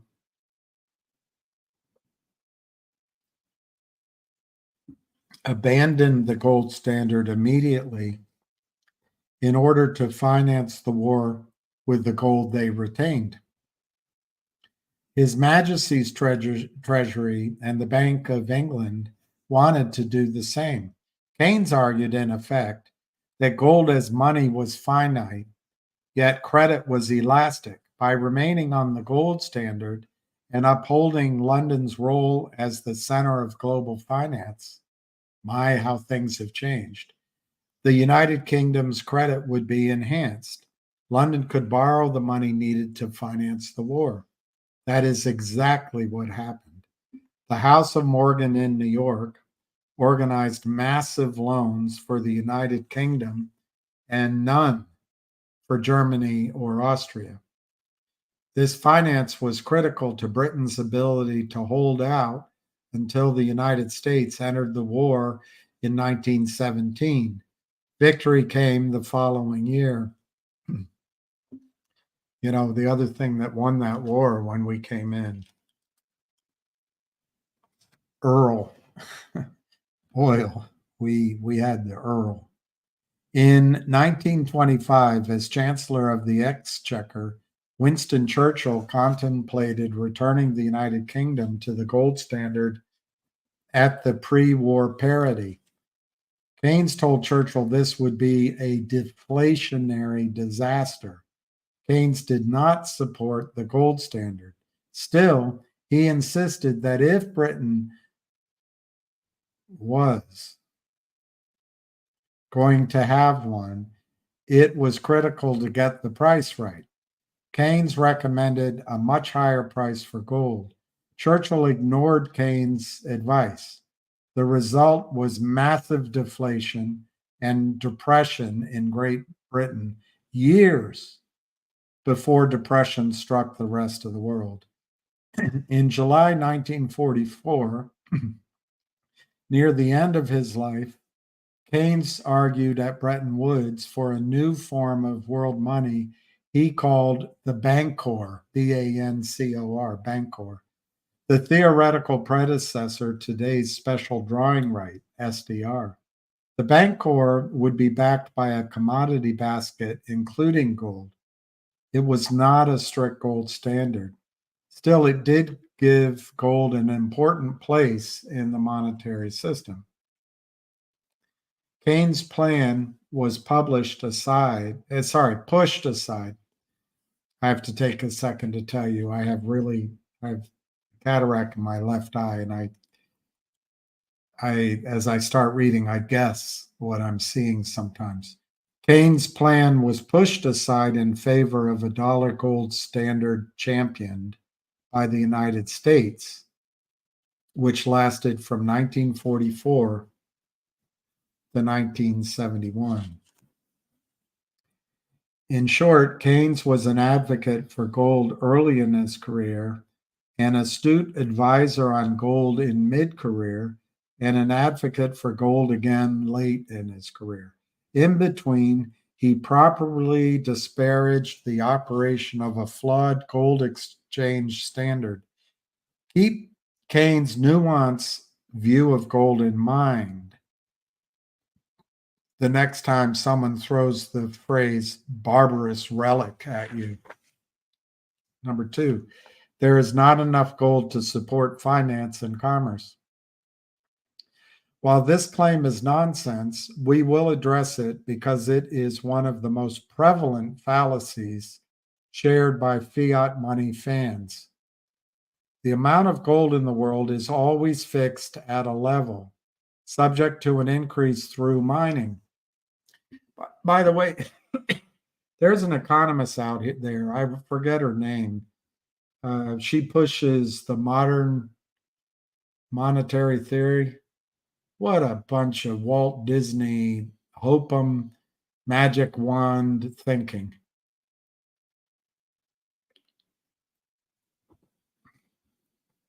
I'll find it and go over it with you. But that's what we've been doing ever since Dick Cheney said deficits don't matter. There's magical thinking going on. The amount of gold in the world is always fixed at a level, subject to an increase through mining. Currently, the world has about 170,000 metric tons in total, of which 35,000 metric tons are official gold held by central banks. This is almost 8 years old. Finance ministries and sovereign wealth funds. That gold can support any amount of world finance and commerce under a gold standard at a price. Remember, I told you my memory of Jim Rickard's strategy is to increase gold overnight to $10,000 an ounce. Can you imagine what shares in a mining company might be worth? Gold can support any amount of world finance and commerce under a gold standard at a price. The price can be determined by calculating the simple ratio of physical gold to money supplied. Assumptions are needed to do this calculation. Which currencies will be included in the gold standard? Which money supply, MO, M1, etc., should be used for this purpose? What gold to money ratio is the best? These are legitimate policy questions that central banks have answered differently over time. From 1815 to 1914, the Bank of England conducted a successful gold standard with about 20% gold backing for the money supply. 20% gold backing. So that was for 100 years up to World War I.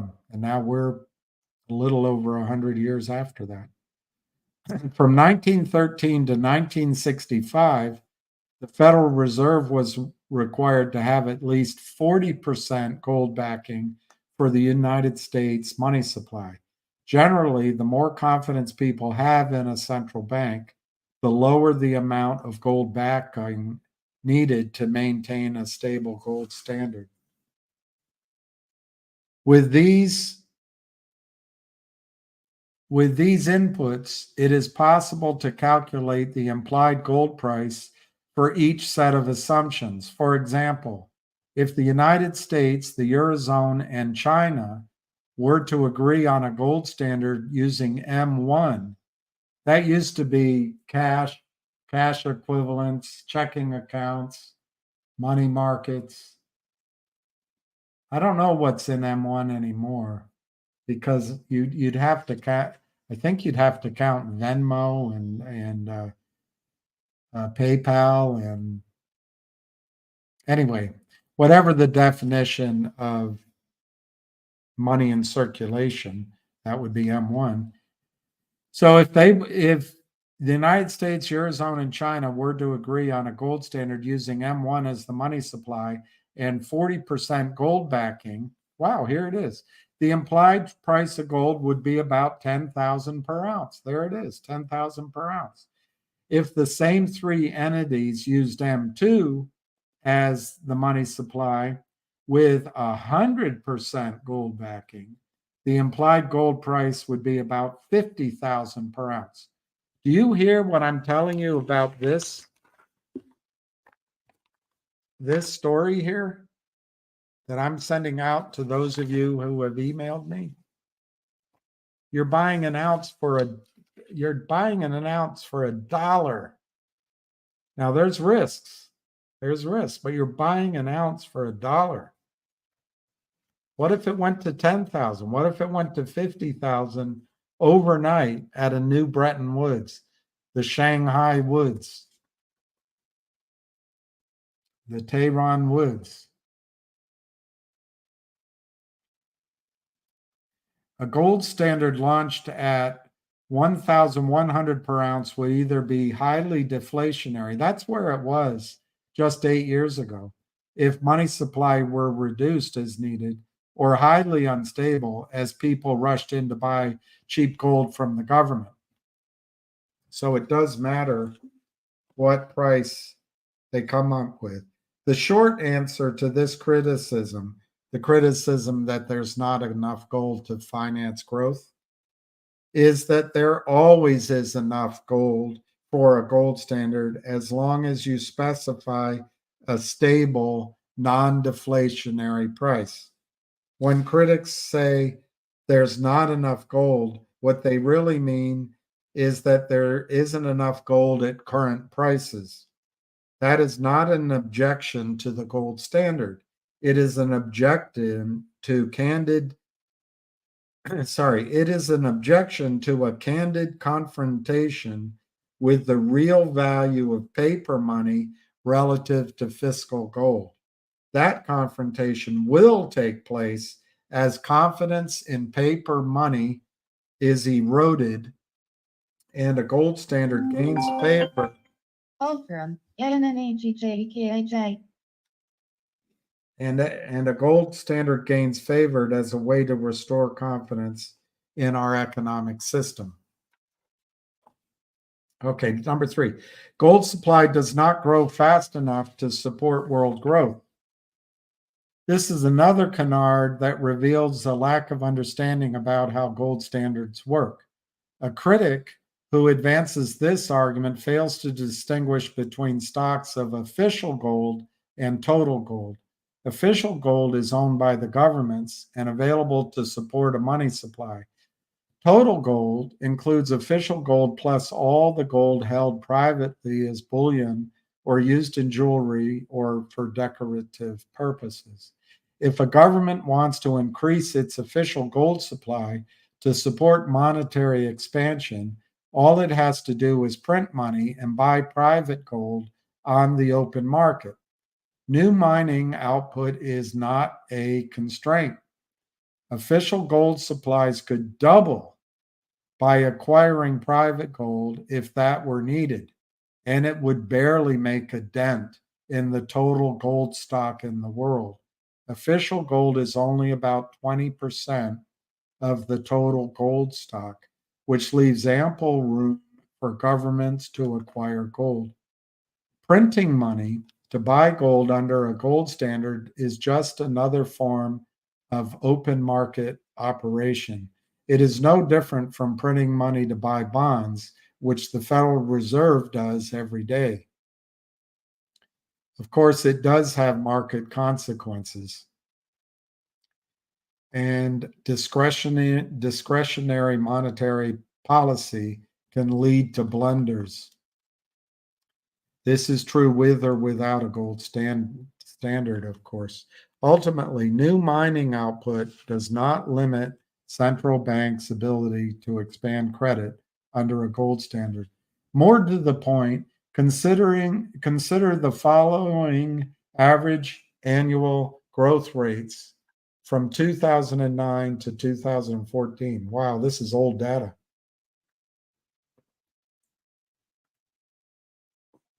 Global GDP, 2.9% annually. World population growth, 1.2% annually. Gold production growth, 1.6% annually. Federal Reserve monetary base, 22.5% growth annually. Which growth rate is the outlier? It is true that global GDP grows faster than new gold production. If that were the only factor, and it is not, the world could still grow in real terms at its maximum potential, subject to non-monetary structural impediments, and nominal prices would have a slight deflationary bias. Mild deflation is a benefit for consumers and savers. There is no reason why a gold standard cannot be combined with discretionary monetary policy. A combination of gold and central bank money was the norm from 1815 to 1971. That was when the president said nix on that, except during wartime.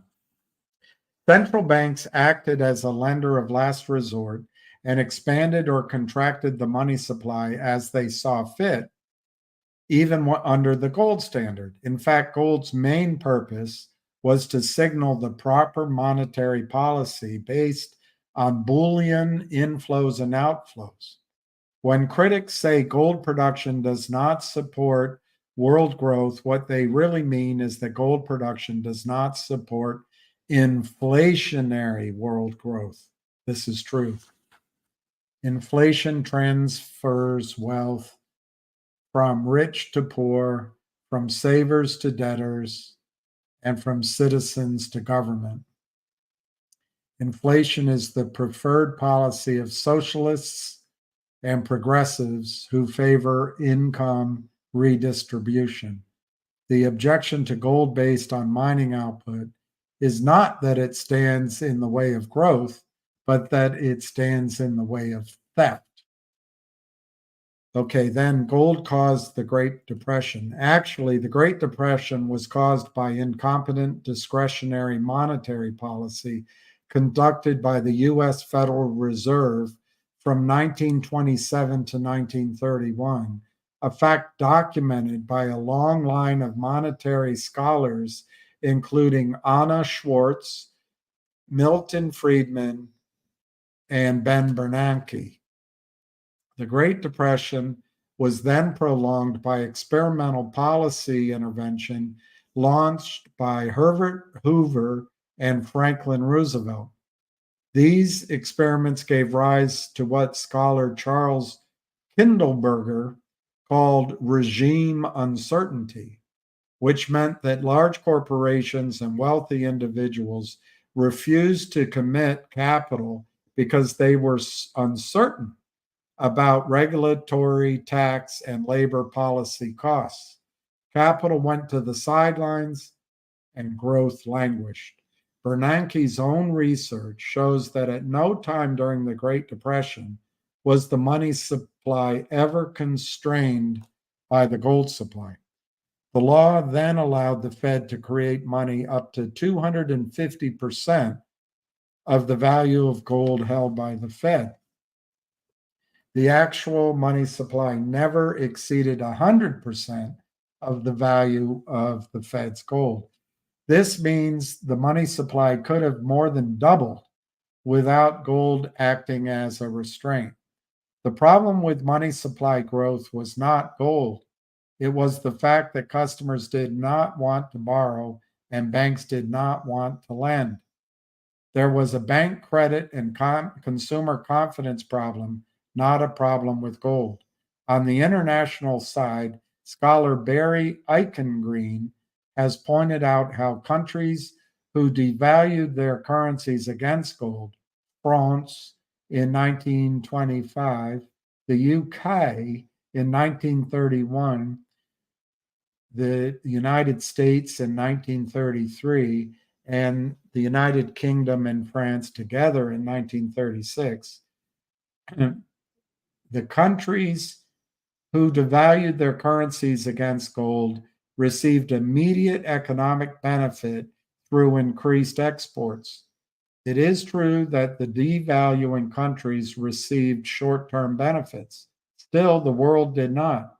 France's benefit in 1925 came at the United Kingdom's expense. The United Kingdom's benefit in 1931 came at the expense of the United States. The benefit to the United States in 1933 came at the expense of the United Kingdom and France.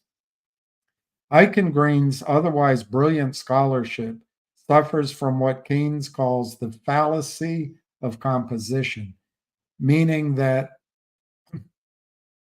what is good for the individual is not necessarily good for an aggregation of individuals. One person standing on her chair at a crowded rock concert may get a better view. Yet if everyone stands on their chairs, then almost no one can see the show.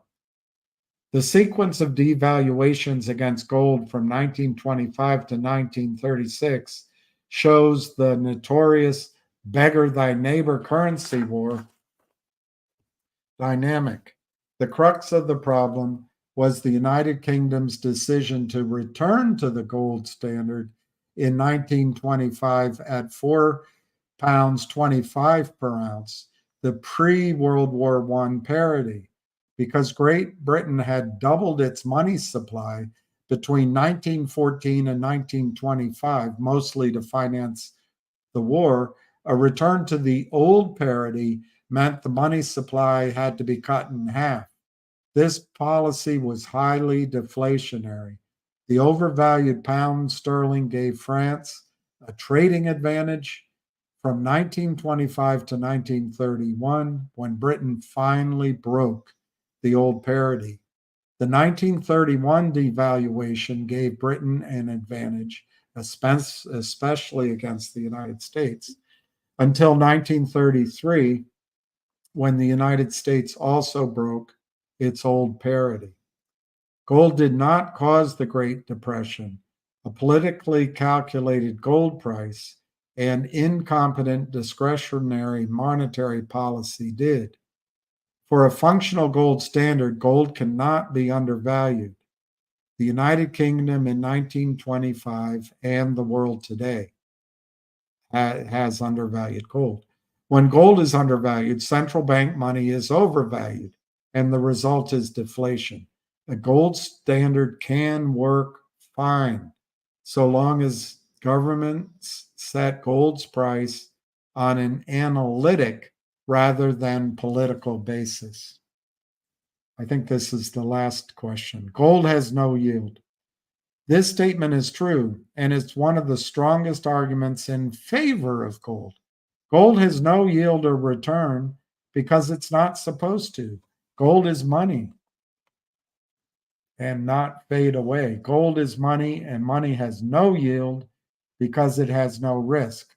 Money can be a medium of exchange, a store of value, and a unit of account. But true money is not a risk asset. True money is not a risk asset. To illustrate this simple yet elusive point, just look at a dollar bill. Is it money? Yes. Does it have a yield? No. Yield comes from putting the dollar in the bank, but then it's not money anymore. It's a bank deposit. The Federal Reserve defines bank deposits as part of the money supply. That's because the Fed is in the business of propping up that particular monetary illusion. A bank deposit is not money. It's a bank's unsecured liability. Do you hear that? When you put money in the bank, it's not money anymore. It's a liability that the bank owes you. That's not really safe. A bank deposit is not money. It's a bank's unsecured liability. The largest banks in the United States would have collapsed in 2008 if not for government bailouts in the form of expanded deposit insurance, guaranteed money market funds, zero interest rates, quantitative easing, foreign central bank swap lines, and other monetary gymnastics. Bank depositors in Cyprus in 2013 and Greece in 2015 received a painful education in the difference between bank deposits and money. In both cases, banks were closed, ATMs were shut down, and paper currency was soon in short supply. In Cyprus, some depositors had their deposits forcibly converted into bank stock. In Greece, local credit cards could not be processed, and a quasi barter economy quickly emerged. You can also receive yield by buying stocks, bonds, real estate, or other non monetary assets. Still, there is a risk in doing so. Although many investors think of stocks, bonds, and real estate as money, they are in fact risk assets, just like a bank deposit. A gold coin, a dollar bill, and Bitcoin are three forms of money. One is metal, one is paper, and one is digital. None of them has a yield. They're not supposed to. They are money. Gold had I think now we're at the final one. Gold has no intrinsic value. When a reporter or blogger attacks your support of gold by saying it has no intrinsic value, you should compliment him on his firm grasp of Marxian economics.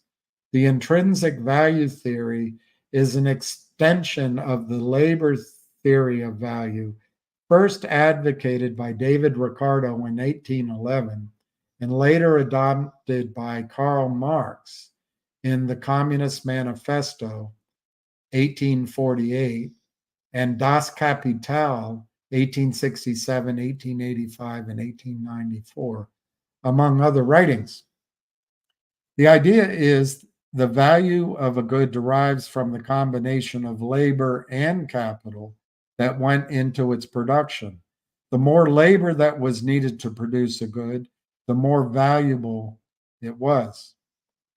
Marx's central critique of capitalism was that bourgeois capitalists controlled the means of production and did not pay labor their fair share of value added.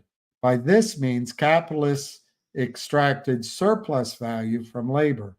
Marx theorized that eventually this exploitation of labor by capital would lead to extreme income inequality, increasing class consciousness among labor, causing a proletarian revolt and overthrow of capitalism, which would be replaced with a socialist system. Marx's analysis rested on a foundation of intrinsic value.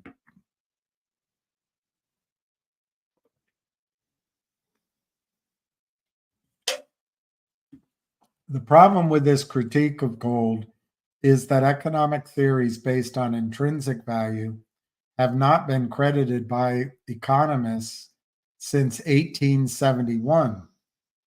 1871, that was the year Karl Menger at the University of Vienna introduced the idea of subjective value. Menger's insight became the cornerstone of what was later known as the Austrian School of Economics. Subjective value is the value assigned to a good by an individual based on that individual's needs and wants. This value is completely independent of any intrinsic value determined by inputs or factors of production. Any gold miner filing for bankruptcy because the market price of gold did not cover his production costs can attest to the irrelevance of intrinsic value. By the way, this thing, the cost of production is $400 an ounce. Gold currently trades at $2,400 an ounce. Gold has almost no industrial uses. It is useful as money and not good for much else. Jewelry is not a separate use for gold. It may be visually appealing and pleasing to the wearer. Still, it is wearable wealth. A claim with which any Indian bride will gladly concur, and therefore a form of money in its role as a store of value. Under the theory of subjective value, the gold price will vary based on gold's utility to someone in want or need of money. Any exchange economy that has advanced beyond the Robinson Crusoe stage of simple manufacturing and subsistence farming has a need for money. There are many forms of money, including gold, dollars, euros, Bitcoin, and at certain times and places, feathers, shells, beads, cows. The value of each form of money varies with the subjective wants and needs of each individual in the economy. At times, dollars may prove highly useful, gold less so, and the dollar price of gold will fall based on this subjective valuation. At other times, confidence in dollars may wane, and the dollar price of gold could rise dramatically. The intrinsic value of gold is an obsolete concept, as Menger showed 145 years ago. Anyone raising it as an objection to gold today is wedded to older Marxian economics. Of these 6 best known objections to gold as money, 5 are empirically, analytically, or historically incorrect, and 1, gold has no yield, is correct, yet it's not a critique. It's a truism and consistent with the view that gold is money. That is not to say that there are no problems with the use of gold as money. Every monetary standard has its problems. The creation of a new gold standard, for example, would require extensive technical work on issues of parity with other currencies and maintenance of those parities. This is why I don't think gold has gone up yet. Maybe it's starting now. I think China wants to be at the table, so they want to own enough gold, preferably to own it more than we have. They can be the biggest boy or girl at the table. Such a task would resemble the 8 years of research that went into the convergence of multiple European currencies in the euro between the Maastricht Treaty in 1992 and the euro's official launch in 1999. Yet the gold critics should offer real objections, if they have any, not the red herrings listed above. Turning from the case against gold, we can now consider the case in favor of gold. Unfortunately, some of the most common arguments in favor of gold are as tired and unsubstantiated as the arguments against it.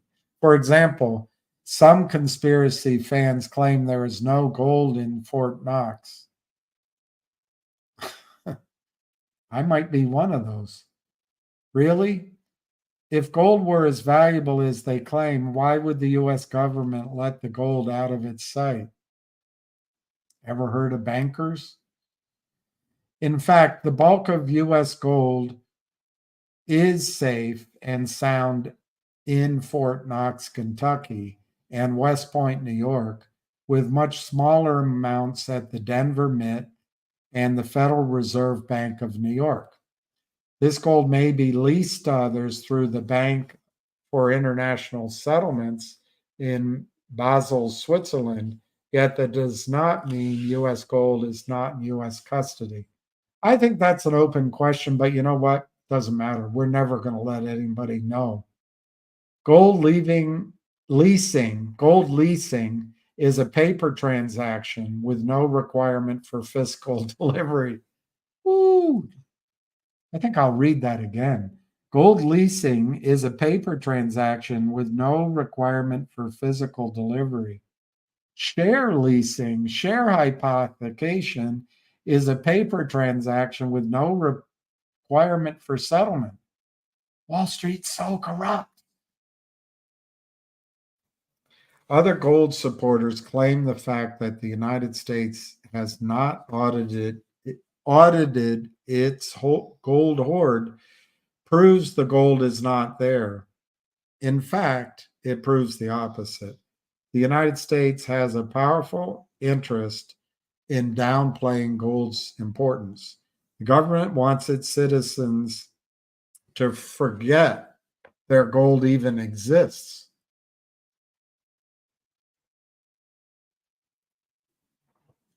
While keeping more than 8,000 metric tons in deep storage. It's also important to note that audits are reserved for important assets, not trivial ones. By refusing to do an audit, the government maintains the pretense that gold is trivial. I just don't agree with him here. I don't think our gold is there. And if it is there, it's been hypothecated and rehypothecated and rehypothecated by JP Morgan and the rest of the banksters. An audit pays respect to gold's value, and that's the last thing the government wants. This book is called The New Case for Gold, with emphasis on the word new. Our goal is not to rehearse the same old arguments, but rather to put the gold discussion in a 21st century context. This includes gold's role in cyber financial warfare, gold's importance in economic sanctions on nations such as Iran, and gold's future as a competitor to the world money called special drawing rights, SDRs, issued by the International Monetary Fund. Now let's leave the gold critics and the more tendentious conspiracy fans behind and set out to explore gold's importance in the hyperactive digital world we live in today. That is an intriguing journey. All right, so that's the introduction. And I'll give you more. I'll give you more of it later.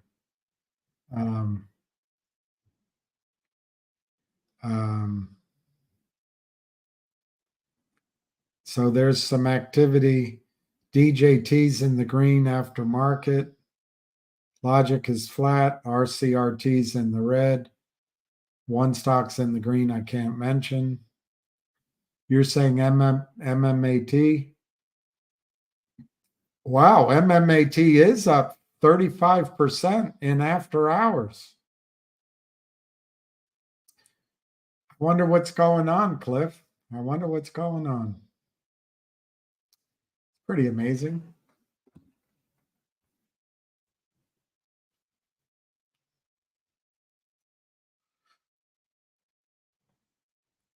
There you go. And you had some profit and you've established the tax loss, which has value.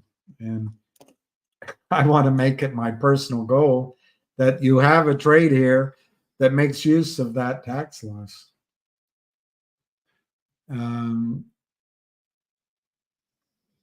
Yeah, Donald, I think it's a trade. I really do. Unfortunately, we're not going to get press releases or updates until we get the final press release. So we just got to kind of have faith that our information. I have a Mercedes-Benz in my right eye. That's better than your Cadillac on your left.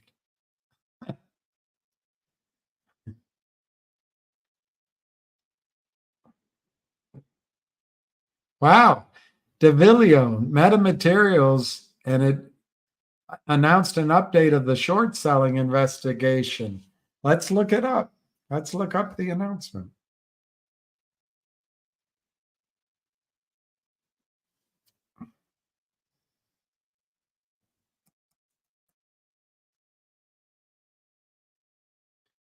I'd be careful. My first reaction is I'd be careful of this run up in the aftermarket.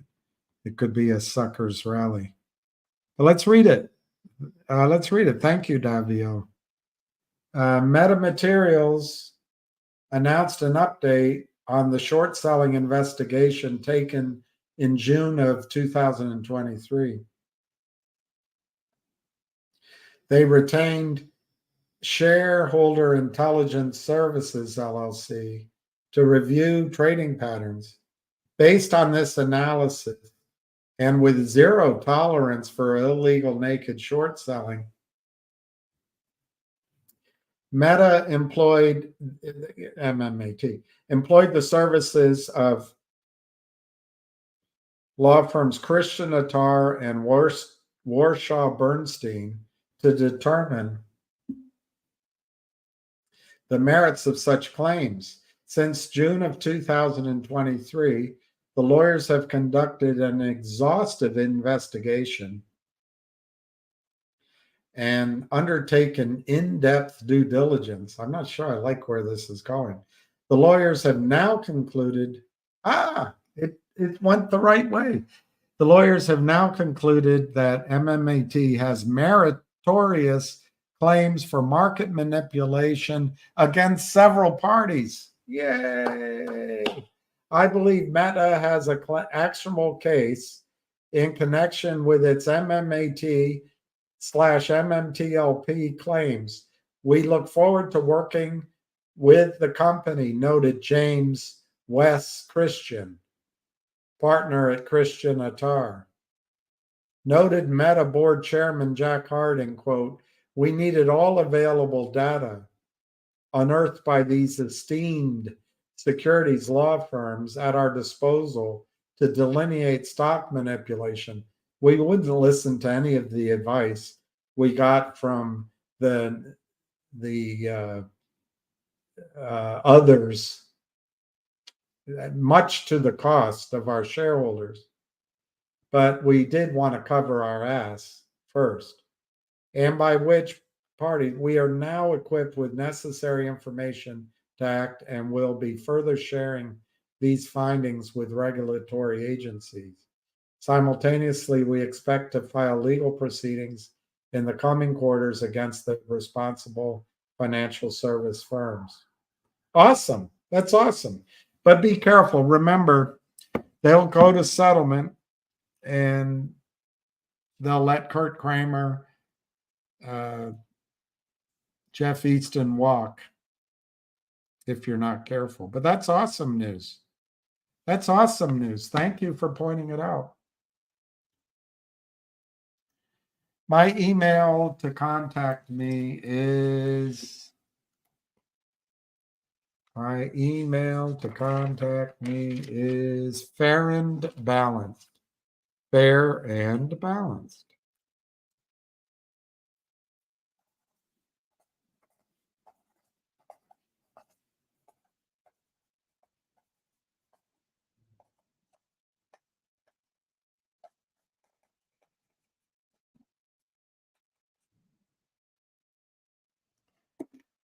Doug, it's fair and balanced at Gmail. Fair and balanced. My last name balanced. Fair and well, I guess that you could say far and balanced, but my name is pronounced Farrand. So fair and balanced at gmail.com. Fair and balanced at gmail.com.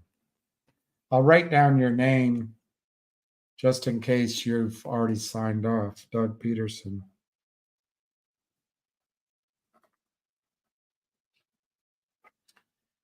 Okay. That's pretty interesting on MMAT.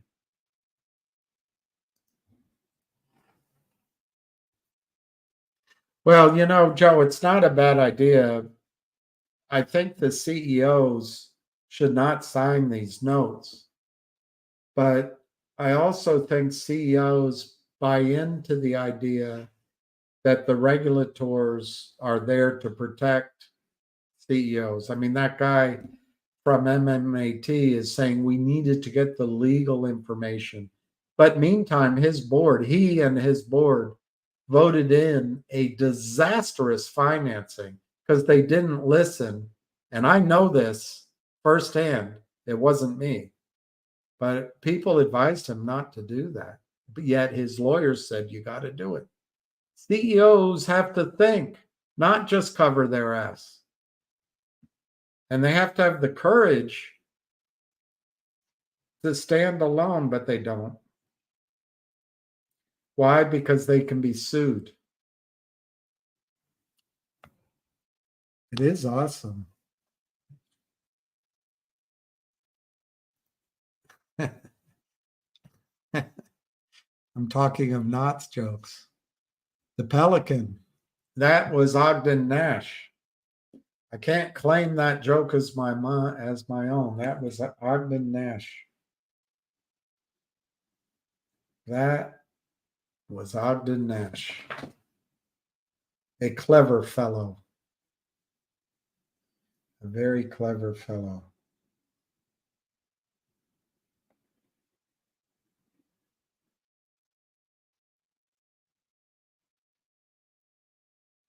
All right, so I think I'm going to go walk my dog. It doesn't seem like there's any questions.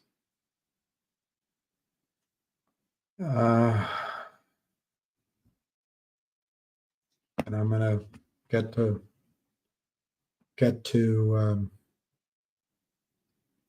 returning some of my phone calls.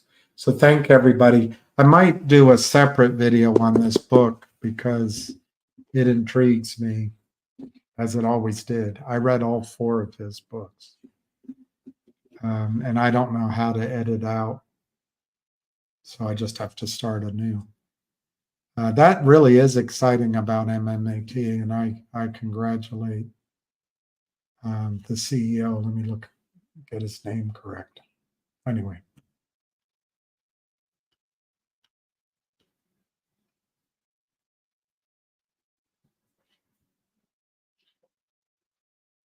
All right. I appreciate it, everyone. Please, because I haven't heard from her, I'm worried about her. Please say prayers for Jenny L. Please say prayers for Jenny L. And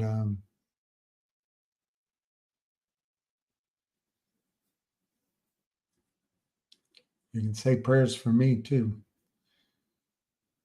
I'll say prayers for you. So peace, love, and puppies. Cheers.